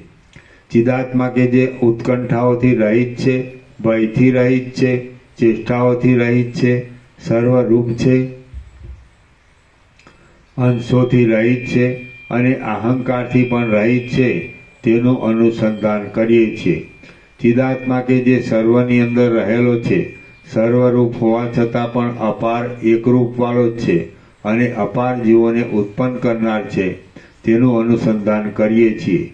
ચિદાત્મા કે જે ત્રૈલોક્યમાં રહેલા શરીરોરૂપી મોતીઓમાં ગૂંથાઈને ફેલાયેલ તંતુરૂપ છે અને જાગ્રત, સ્વપ્ન તથા સુષુપ્તિને કરનાર છે તેને હું પામ્યો છું. ચિદાત્મા કે જે પોતે જ ઘેરેલા જગતરૂપ પક્ષીઓને પોતાની અંદર લઈને વિચિત્રતાવાળી મોટી ઝાડની પેઠે છુપાઈને રહેલ છે તેને હું પામ્યો છું. ચિદાત્મા કે જેમાં આ સઘળું જગત છે, જેમાં આ સઘળું જગત જરા પણ નથી, જે પોતે સૃષ્ટિમાં સર્વને સત્તા આપનાર હોવાથી સદરૂપ છે અને પ્રલયમાં સર્વનું અસતપણું કરનાર હોવાથી અસદરૂપ પણ એક જ છે તેને હું પામ્યો છું. ચિદાત્મા કે જે એક ચૈતન્ય રસરૂપ છે, પૂર્ણ છે, સઘળા આનંદોનું સ્થાન છે અને સઘળા આકારોમાં તથા વિહારોમાં રહેલ છે તેને હું પામ્યો છું. ચૈતન્ય રૂપી આ દીવો છે જે સ્નેહના, પ્રેમના આધારે ઝગમગે છે, જેને જડ પદાર્થોના પવન ડોલાવ્યા કરે છે તો પણ હોલવાતો નથી અને જે સર્વ ઠેકાણે અંદર તથા બહાર તેમજ સર્વ પદાર્થોમાં પ્રકાશે છે તેનું અમે ધ્યાન ધરીએ છીએ. ચિદાત્મા કે જે હૃદયરૂપી સરોવરમાં કમલિનીના કંદની જેમ છુપાયેલો છે, સઘળા હાથ, પગ આદિ અંગોને દોરડાની જેમ બાંધી રાખે છે અને સઘળા લોકોના જીવનના ઉપાયરૂપ છે તેને હું પામ્યો છું. ચિદાત્મા કે જે ગરુડ આદિથી ન હરી શકાય એવા ક્ષીર સમુદ્રમાંથી ઉત્પન્ન નહીં થયેલા અને કેવળ ચંદ્ર આદિની પાસે જ નહીં રહેલા સાચા અમૃત રૂપ છે તેનું અમે અનુસંધાન કરીએ છીએ. શબ્દ, સ્પર્શ, રૂપ, રસ તથા ગંધ ઇત્યાદિ રૂપે પ્રગટ થયેલા અને વાસ્તવિક રીતે જોતા તેઓના સંબંધથી પણ રહિત રહેનારા શાંત ચિદાત્માનું હું અનુસંધાન કરું છું. ચિદાત્મા કે જે આકાશના કોષની પેટે નિર્લેપ હોવા છતાં આકાશ નથી અને સર્વ લોકોને આનંદ આપનાર છતાં રંગ નથી, તેને હું પામ્યો છું. ચિદાત્મા કે જે મોટા મહિમાવાળો હોવા છતાં સઘળી વિભૂતિઓથી રહિત છે અને આરોપની દ્રષ્ટિથી કરતા હોવા છતાં પણ અપવાદની દ્રષ્ટિથી અકર્તા છે, તેનું હું અનુસંધાન કરું છું. આ સઘળું જગત હું છું, આ સઘળું જગત મારું જ છે. અપવાદની દ્રષ્ટિથી હું અહંકાર પણ નથી અને અન્યરૂપ તો હું નથી જ. એવી રીતે હું પાકું સમજ્યો છું.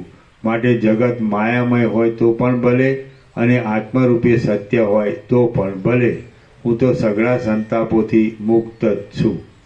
શ્રી યોગ વાસિષ્ઠ મહારામાયણમાં નિર્વાણ પ્રકરણના પૂર્વાર્ધનો જીવન મુક્ત નિશ્ચયો યોગોપદેશ નામનો સર્ગ 11મો સમાપ્ત. ઓમ ઓમ ઓમ. કોના નંબર?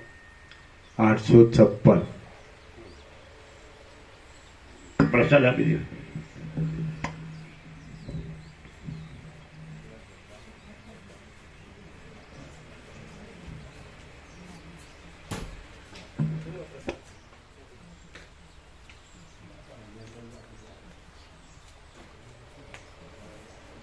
હા કેરળનું હોમમેડ ચોકલેટ બને, હોમમેડ ચોકલેટ કેરળનો હોમમેડ જાતે ઘરે બનાવી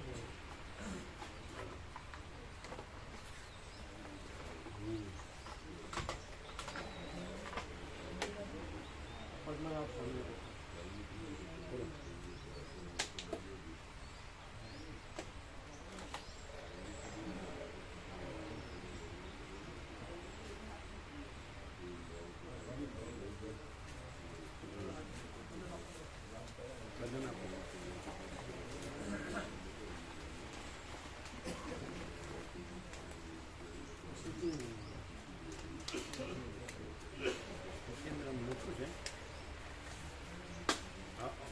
પેલા તમે જ્યાં તેના કરતાં વધારે લાભ છે.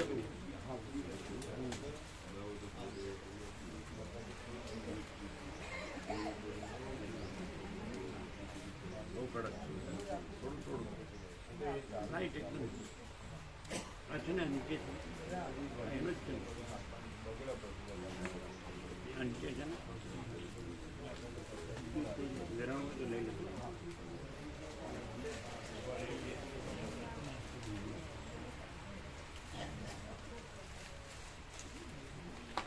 सबको बोल देगा मोटा मत. કન્યાકુમારી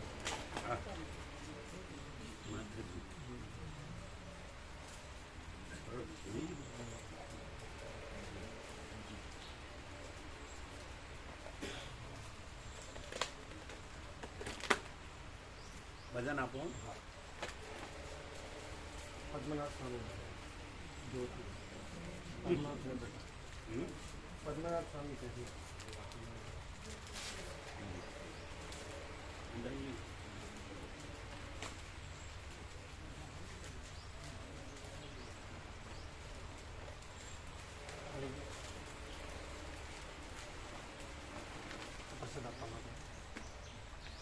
કડક હતો તો ભૂકો કરવો પડશે ને. હા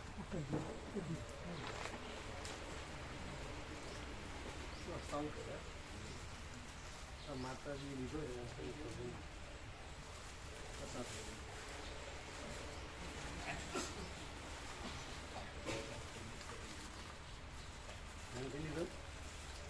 આ કન્યાકુમારીથી તમે રાખશો ને પ્રસાદ હતો.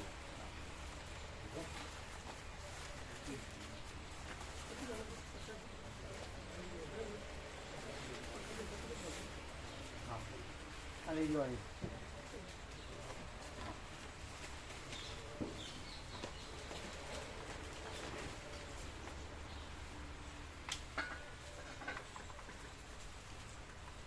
રુદ્રાક્ષર માતાજી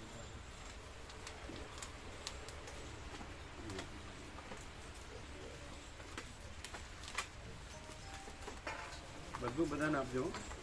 તો કડો કોઈ ભૂકો કરીને પ્રસાદ રૂપે બધાને થોડું થોડું.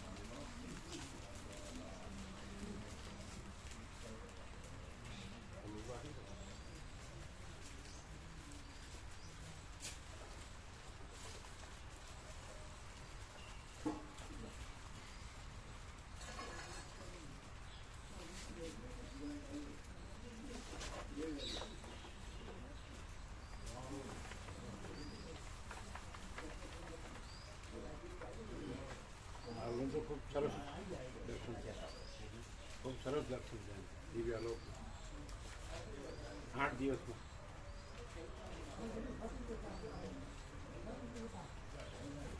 તો 25 દિવસમાં તો ખૂબ ખૂબ ખૂબ ખૂબ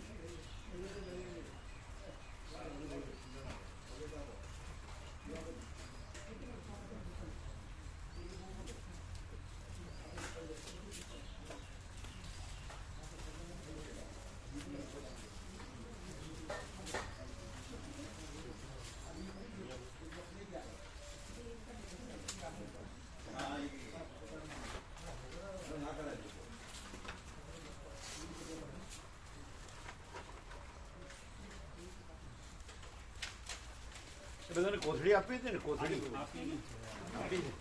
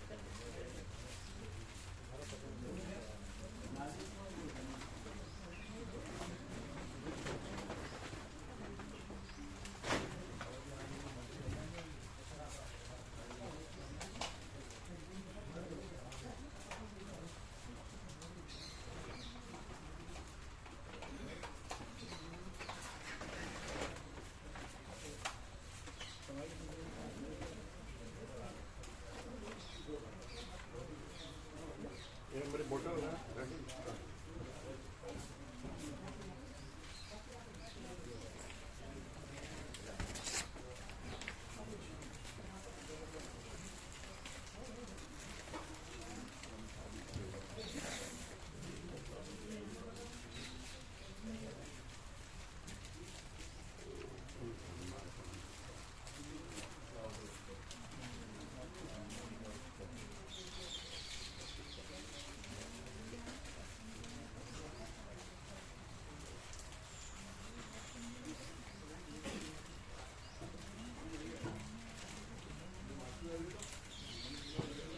બીજું બધું બાકી હવે લઈ લો.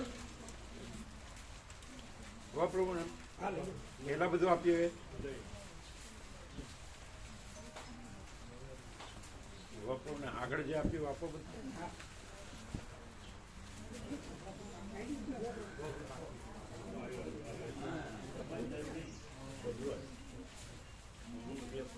આનંદ પ્રભુ દક્ષિણ ભારતથી આવ્યા, કન્યાકુમારી. પ્લેનમાં જવાના હતા ને વાત કહેતા હતા ને એમ અત્યારે રજાઓનો ફાયદો ઉઠાવ્યો એમને. પૂરેપૂરો.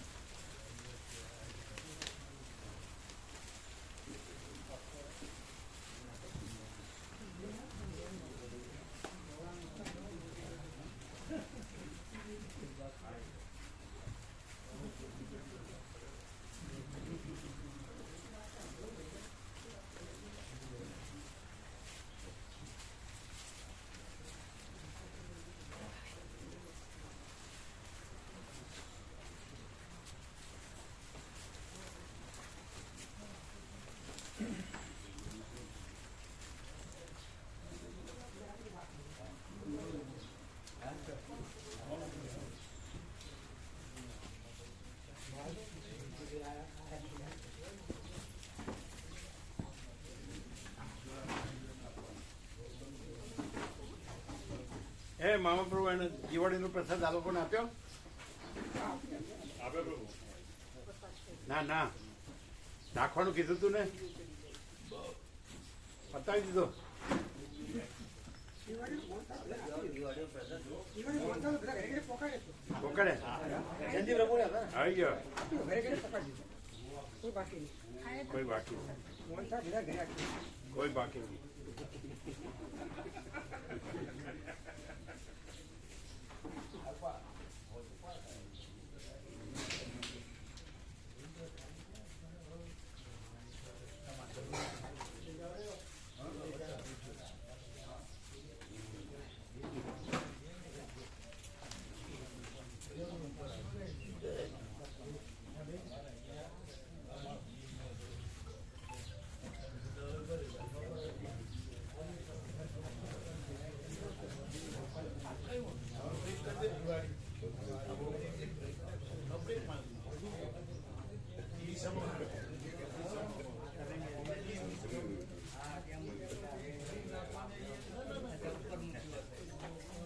પછી રોતા નહોતા ને ના શાંત થઈ ગયા હતા કાના પછી મટી ગયું ગભરાઈ ગયા હતા આપણે મટી 4-5 ગયું જગ્યાએ ફ્રેક્ચર ને એટલે બધી દવા લગાડી દીધી ને હા દવા લગાવી દવા પીવડાઈ અહીંયા જઈ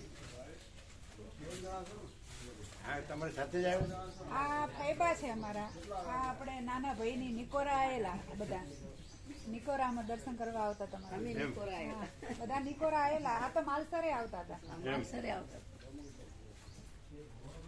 ફેમિલી આખું હતું. હે કાકા બાપાના ભાઈઓ બધા આનંદ પ્રભુની જેમ તમારા ઘણા બધા અમારું કોઈ નહીં એ બોલતા બીક લાગતી હતી પ્રભુ પણ તોય બોલ્યા અમારી ગાયો ગોપાલ નું શું હોય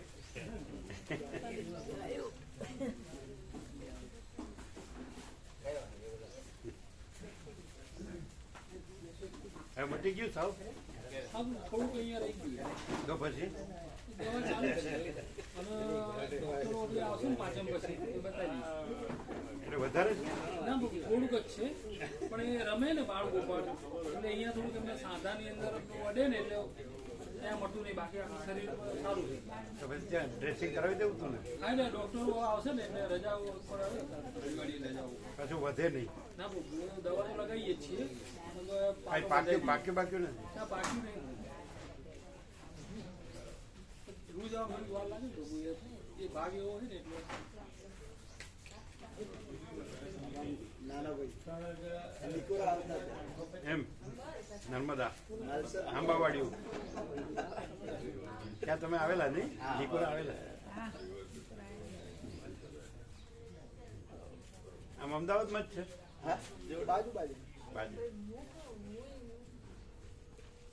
પેલા ફેમિલી મળી નહીં આવતા પ્રેમીલા મારી આવે ને એનું સામે સામે મારી જોડે કનું પેલી સામે અમારી જોડે આપણે ગયેલા પ્રભુ એમના ઘેર બી અમે ક્યાં નથી ગયેલા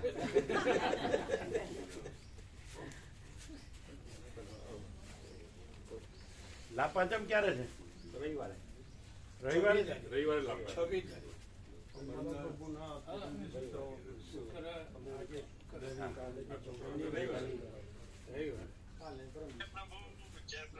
જય પ્રભુ જય પ્રભુ જય પ્રભુ ક્યાં મળતું અંબાલાલ પ્રભુ હા એમના બરાબર એમના ને હા.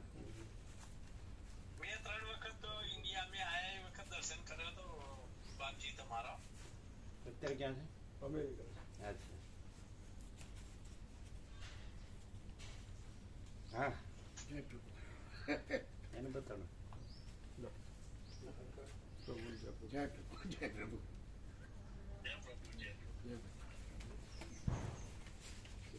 લા પાંચમ બધા મુહૂર્ત કોઈ પાંચમે કોઈ સાતમે કરે છે ને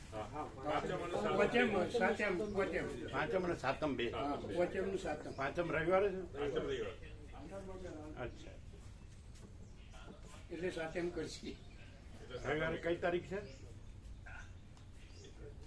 26 આજે 24મી થઈ એટલે પરમ દિવસે બરાબર આજે શુક્રવાર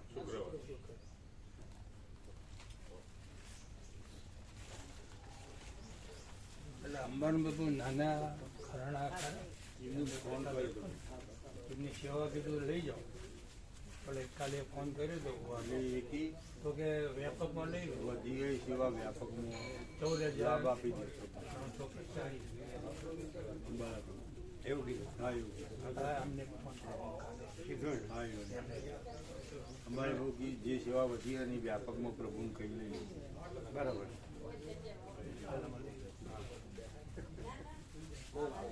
ઓમ ઓમ.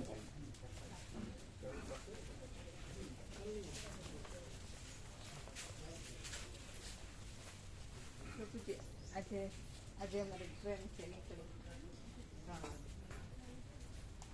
બરાબર. એક પુસ્તક વાંચવાનું પુસ્તક વાંચવાનું જોઈએ જ. નહીં અહીંયાથી આપ્યા છે તો આપ્યા છે શું કરું વાંચું કે એટલે જોવે છે વાંચવા. નહીં અહીંયાથી આપ્યા છે કયા કયા આપે? રમણ મહર્ષિ તમે જે જો હે સો હે પરમાત્મા તત્વ પ્રકાશ પછી પેલી 14 પુસ્તિકા છે એ બધું આવી જાય. બધું હા તેમાંથી નિર્ભેક સાર પછી આત્મકથા બધું કેવું રસ છે રીબુ ગીતા સાહેબ? ગીતા સાર એ તો બધું આવી ગયું. બધું જ આપ્યું. કયું તમે એટલે કયું મારે વાંચવા જોઈએ? એ તો વધારે જો હોય તો એ પસંદ કરે. અચ્છા એમાં બધું આવી જાય છે.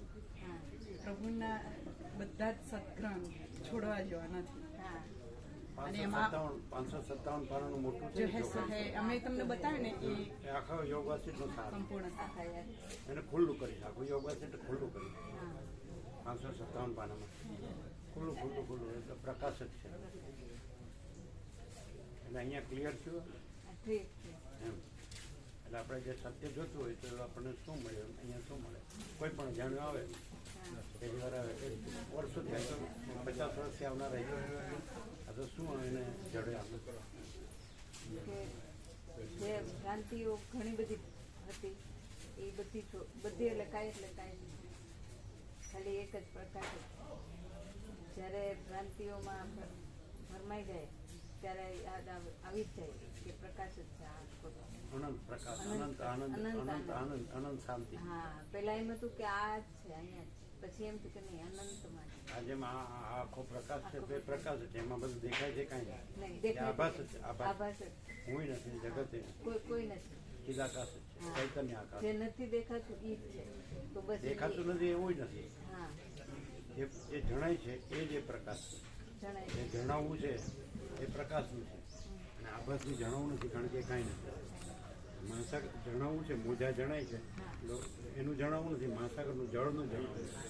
એટલે આ જે જણાવવું છે જેને જ્ઞાન કહે છે જણાવવું સમજો હા તો એ પ્રકાશ જે હોય એનું જણાવવું હોય જે ન હોય એનું જણાવવું ન હોય. આ બધા આભાસ આકાર છે તો એ નથી તો એનું જણાવવું ન હોય. મોજા આભાસ આકાર છે તો એ નથી એટલે જણાવવું તો છે ને તો એ જળ છે ને એમાં એ ચૈતન્ય છે ને એમાં ચિદાકાર નહીં ચાલે.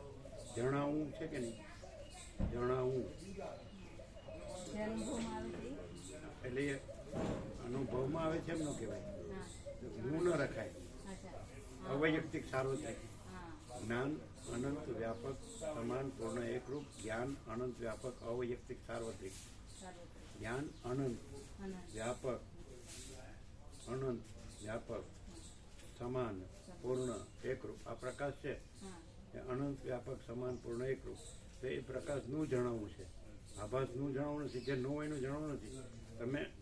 તમે જળ હાથમાં લો જ્યાં મોજું છે તો મોજું હાથમાં ના જળ હાથમાં મહાસાગર હાથમાં તો એ જણાવવું છે એ આકાર છે જે મોજાનો નથી એનું નથી જે જળ છે એનું છે. તો આમાં જે જણાવવું છે પ્રકાશનું છે આકારનું નથી. આ જે આકાર છે ને બધા હું તે એનું જણાવવું નથી.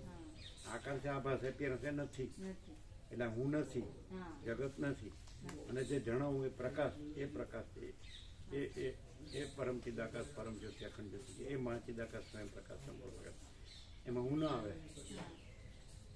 સૌથી પહેલે નંબરે મહાચિદાકાશ સ્વયં પ્રકાશ સંપૂર્ણ પ્રકાશ છે સૌથી પહેલે નંબરે હું ને જગત નથી એકદમ જીરો જગત નથી એ આકાર છે એ આભાસ છે એ રહેતો નથી અને પેલું અજરામર અખંડ અવિનાશી તો એને એની ઓળખ શું આ બધામાં એની ઓળખ શું આ બધું જણાવવું છે ને જે ચાલો બે સાથે જણાય છે અત્યારે દ્વૈત આ સૂર્યપ્રકાશે જણાય છે અને આ દ્રશ્ય જણાય છે પણ પ્રકાશ છે ને દ્રશ્ય નથી.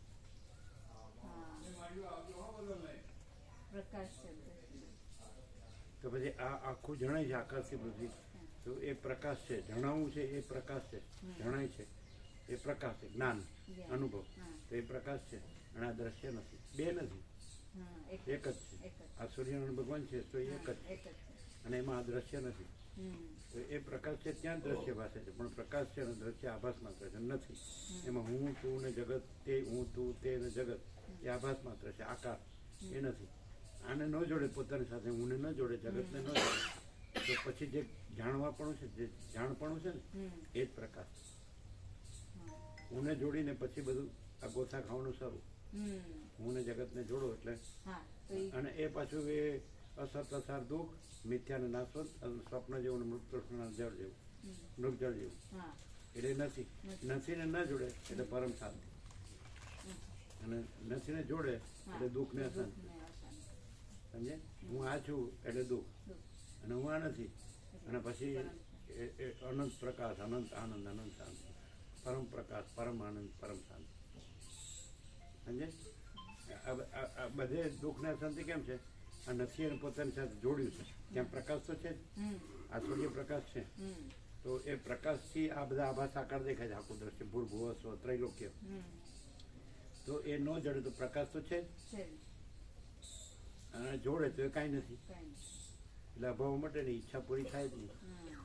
આ હું છું ને જગત છે ને મારું છે ને, તો એ નથી એને પોતાની સાથે જોડે એટલે અભાવ માટે ને ઈચ્છા પૂરી થાય ને. કારણ કે સ્વપ્નને પોતાની સાથે જોડે કાંઈ ન મળે, અને જાગ્રત પોતે જ છે એટલે પ્રકાશ પોતે જ છે, પણ એ પોતે આ પોતે નહીં, આ આભાસ છે, એ સત્ય છે. પ્રકાશ બહાર નીકળવાનું ને છે જ નહીં. કઈ મહાસાગરને કઈ મોજામાંથી બહાર નીકળવાનું નથી. મહાસાગર પોતે જ છે ને, મોજા છે જ નહીં. એમ મહાચિદાકાશ પોતે જ, મહાચૈતન્ય આકાશ પોતે જ છે, અને દ્રશ્યરૂપી મોજા છે જ નહીં. જીવ જગત દ્રષ્ટા દ્રશ્ય, ઉત્પત્તિ સૃષ્ટિ પ્રલય કાંઈ છે જ નહીં, નામરૂપ છે જ નહીં. ખ્યાલ આવે? જો આ હું રાખે ને તો ઊંધું થાય બધું, અને આ હું ન રાખીને તો બધું સીધું જ છે. એમાં પછી ગુરુ ને ઉપદેશ ને શિષ્ય ને કશું નહીં. દ્વૈતે નહીં, ત્રિપુટી નહીં, શાસ્ત્ર નથી, ગુરુ નથી, બ્રહ્મ ને પરમાત્મા એવું નામે નથી ને રૂપે નથી. પ્રકાશ જ છે. આ સૂર્યનારાયણ ભગવાનનો પ્રકાશ છે કે નહીં, એનું કોઈ નામ નથી, એ પ્રકાશ જ. અને પછી આ બધું દ્રશ્ય એમાં દેખાય પણ એ કાંઈ નથી. આ હું કાંઈ, એ પ્રકાશ છે એનો જ આભાસ છે, પણ પ્રકાશ છે ને આભાસ નથી. પ્રકાશમાં કોઈ આભાસ નથી, અને આભાસ પ્રકાશ નથી, એક કોઈ વસ્તુ નથી. એટલે જો તમે દ્રશ્યને પોતાની સાથે ન જોડો તો તમે મુક્ત છો, અને દ્રશ્યને તમે જોડો પોતાની સાથે એટલે બદ્ધ છો. જે કાંઈ નથી એવું એવો આભાસ પોતાની સાથે જોડવું એ જ બંધન છે. કાંઈ નથી એવો આભાસ પોતાની સાથે ન જોડવું એ જ મોક્ષ છે, એ જ મુક્તિ. પછી બંધન અને મોક્ષ પણ નથી. એટલે આના સાપેક્ષ છે, હુંના સાપેક્ષ. હુંનો ભ્રમ માન્યો એટલે આના સાપેક્ષ બંધ મોક્ષ છે. જ્ઞાન અજ્ઞાન છે, હુંનો ભ્રમ નથી તો અજ્ઞાન જ્ઞાને નથી, બંધ મોક્ષે નથી ને. કેવળ અનંત ચૈતન્ય પ્રકાશ પરમાત્મા છે. આ હું નથી તો પરમાત્માની ઓળખ અહીંયા કે રમણ કે છે ત્યાં અહંકાર નથી હોતો, ત્યાં પરમાત્મા સ્વયં પ્રકાશે છે. એ સ્વયં પ્રકાશ, સ્વયં સિદ્ધ, સ્વયં પ્રકાશ, સ્વયં પૂર્ણ, સ્વસ્વરૂપ. શું ક્લિયર થાય છે? કે અહંકાર નીકળવું નહીં, છે જ નહીં. જો નીકળવું નાખો તો પછી છે એવો ભ્રમ. પેલા ભ્રમમાં હતા ને તો ભ્રમ છે જ નહીં, હતા નહીં, હવે છે જ નહીં, હવે નહીં, પેલાય નહોતો, અને પછી એ નહીં હોય. બ્રહ્મ છે અને ભ્રમ છે જ નહીં. બ્રહ્મ કેવું છે? સૌથી મોટું બ્રહ્મ આકાશ, આકાશ જેવડું અનંત, અને એ જ છે, અજરામર અખંડ નથી. અને બાકી આ દ્રશ્ય કે સૃષ્ટિ કે બ્રહ્માંડ કે વિશ્વ કે સંસાર કે જગત કે એ છે જ. આ હું છે જ, આ જગત છે જ, કોઈ નથી, કાંઈ નથી, કાંઈ થતું નથી. અને એ બ્રહ્મ આકાશ જ છે, ચિદાકાશ, ચૈતન્ય આકાશ જ છે. અને એ પરમ પ્રકાશ, પરમ આનંદ, પરમ શાંતિ છે. તો એ સ્વસમય છે, પોતાથી અનુભવાય એવું છે, અને સહજ નિર્વિકલ્પ છે. એમાં એના પોતા વિના બીજું કાંઈ નથી, નિર્વિકલ્પ. એટલે એમાં એનો કોઈ વિકલ્પ વિકલ્પ એના વિના બીજું કાંઈ નથી. નથી. મહાસાગરમાં મહાસાગર વિના બીજું કાંઈ નથી. નથી. ભલે અનંત જળ હાલે ડુલે, ભલે અનંત ચક્રી તરંગ ફીણ પરપોટા પ્રકાશે, ભલે બધાનું સૃષ્ટિ સ્થિતિ પ્રવે છે, મહાસાગર જ છે, બીજું કાંઈ નથી. એમાં મહાચિદાકાશ જ છે, બીજું કાંઈ નથી. ભલે અનંત આકાશ દેખાય, અનંત આકાશગંગા દેખાય, અનંત નક્ષત્ર દેખાય, અનંત સૂર્યો દેખાય, અનંત બ્રહ્માંડો દેખાય, અનંત સૃષ્ટિ સ્થિતિ પ્રલય દેખાય, અનંત નામરૂપ દેખાય, અનંત વિવિધતા ચિત્ર દેખાય, કોઈ નથી, કાંઈ નથી, કાંઈ થતું નથી. અને અનંત સ્વચ્છ મહાચિદાકાશ, અનંત શાંતિ છે. અનંત સ્વચ્છ મહાચિદાકાશ, અનંત શાંતિ છે. એટલે વિચારવાણી શબ્દ જ નથી. પરાપશ્યંતિ મધ્યમો વૈકલ્ય નથી. કોઈ सोचना कहना सुनना नहीं है, याद रखना भूलना नहीं है. मैं है ही नहीं. महाचिदाकाश सब कुछ है, मैं कुछ नहीं. आ रे ने તો કાંઈ નથી, અને આ ન રહે ને તો બધું જ એ તો છે જ. આ રે કે નો રે એ જ છે. આ બધું જે દેખાય છે કે આ બધું ઉત્પન્ન થાય છે, રહે છે ને પછી લય પામે છે, તો એ કાંઈ થતું નથી. અને એમાં કાંઈ ઉત્પન્ન થતું નથી, રહેતું નથી, લય પામતું નથી. પ્રકાશ અખંડ અવિનાશી. ક્લિયર થાય? શું હું આ છું એવું? અને આ બધું દેખાય છે અને પ્રકાશ, અનંત પ્રકાશ, અનંત આનંદ, અનંત શાંતિ. તો આ ન હોય અને જગત ન હોય, આ ભ્રમ ન હોય, તો એ પોતે અનુભવાય એવું છે. અનંત પ્રકાશ, અનંત આનંદ, અનંત શાંતિ અનુભવાય. પણ એ મને અનુભવાય છે એવું ન કહેવાય. હું નથી ને, એનો અનુભવ એ. આપણને હિમાલય ગંગા છે તો એની પરમ પવિત્રતા, પરમ નિર્મળતા, પરમ શીતળતા અનુભવાય, તો એ અનુભવ એના રૂપ છે. આને અનુભવ છે એમ ને, મને અનુભવ છે એમ ને, હું નથી, તો એ અનુભવ તો એ રૂપ જ છે, જે હિમાલય ગંગા રૂપ જ છે. હા, હું રૂપ નથી. આ તો આભાસ છે. એટલે આભાસ અનુભવ નહીં. અનુભવ આભાસનો પર્યાય નથી, અનુભવ હિમાલય ગંગાનો પર્યાય છે. એમ મહાચિદાકાશ પરમ આનંદ, પરમ શાંતિ, તો એ અનુભવ થાય તો એ અનુભવ મહાચિદાકાશ રૂપ છે. પરમ આનંદ, પરમ શાંતિ આના રૂપ નથી, આ નથી. એટલે મને અનુભવ એવું ન કહેવાય. ક્લિયર થાય? એટલે મને સાક્ષાત્કાર થયો, મને અનુભવ થયો, મને સમાધિ થઈ છે જ નહીં.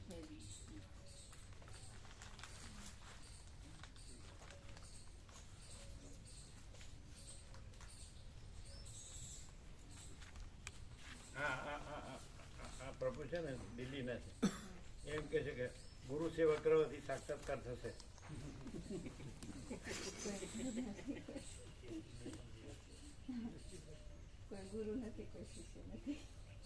એ પછી ઊંચી થાય તો પછી ચક્કર ચાલુ જ રહે, અને એ ચક્કર જ નથી, અને સહજ પરમ શાંતિ.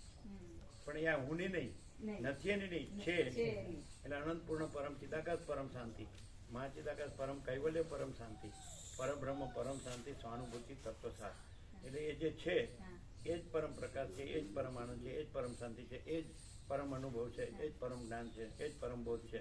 એ હું નહીં, જગત નહીં, આભાસ સાકાર નહીં, કોઈ.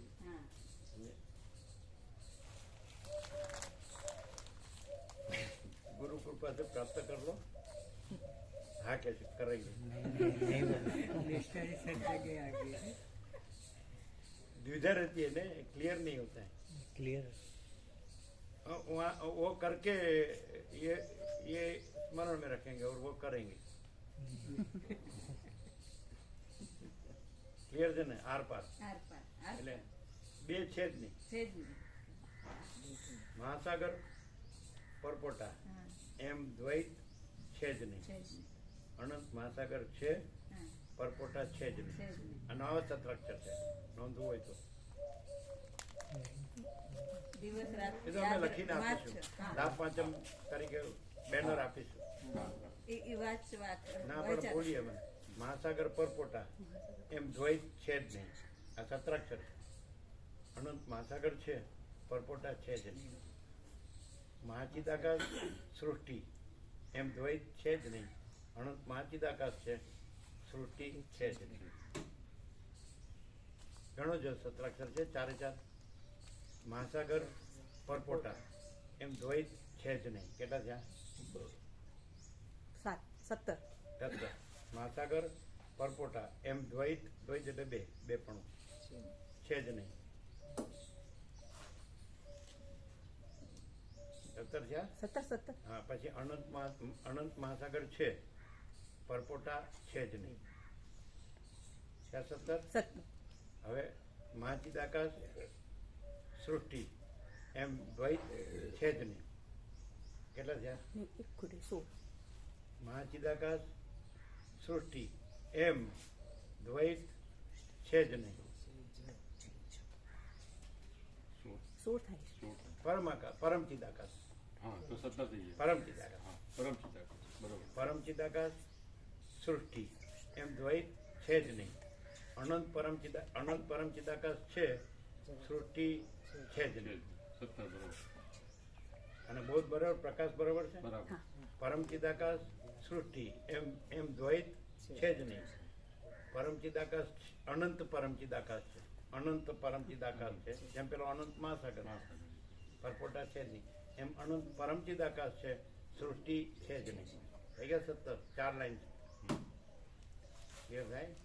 આ સૃષ્ટિમાં આવી જાય હું બધાનું,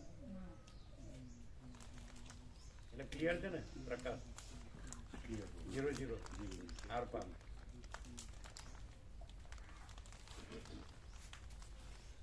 પેલા બધા વયા ગયા કે પ્રસાદ લેવા કીધું અમદાવાદ વાળા છે ને? ફૂલ પ્રસાદ છે.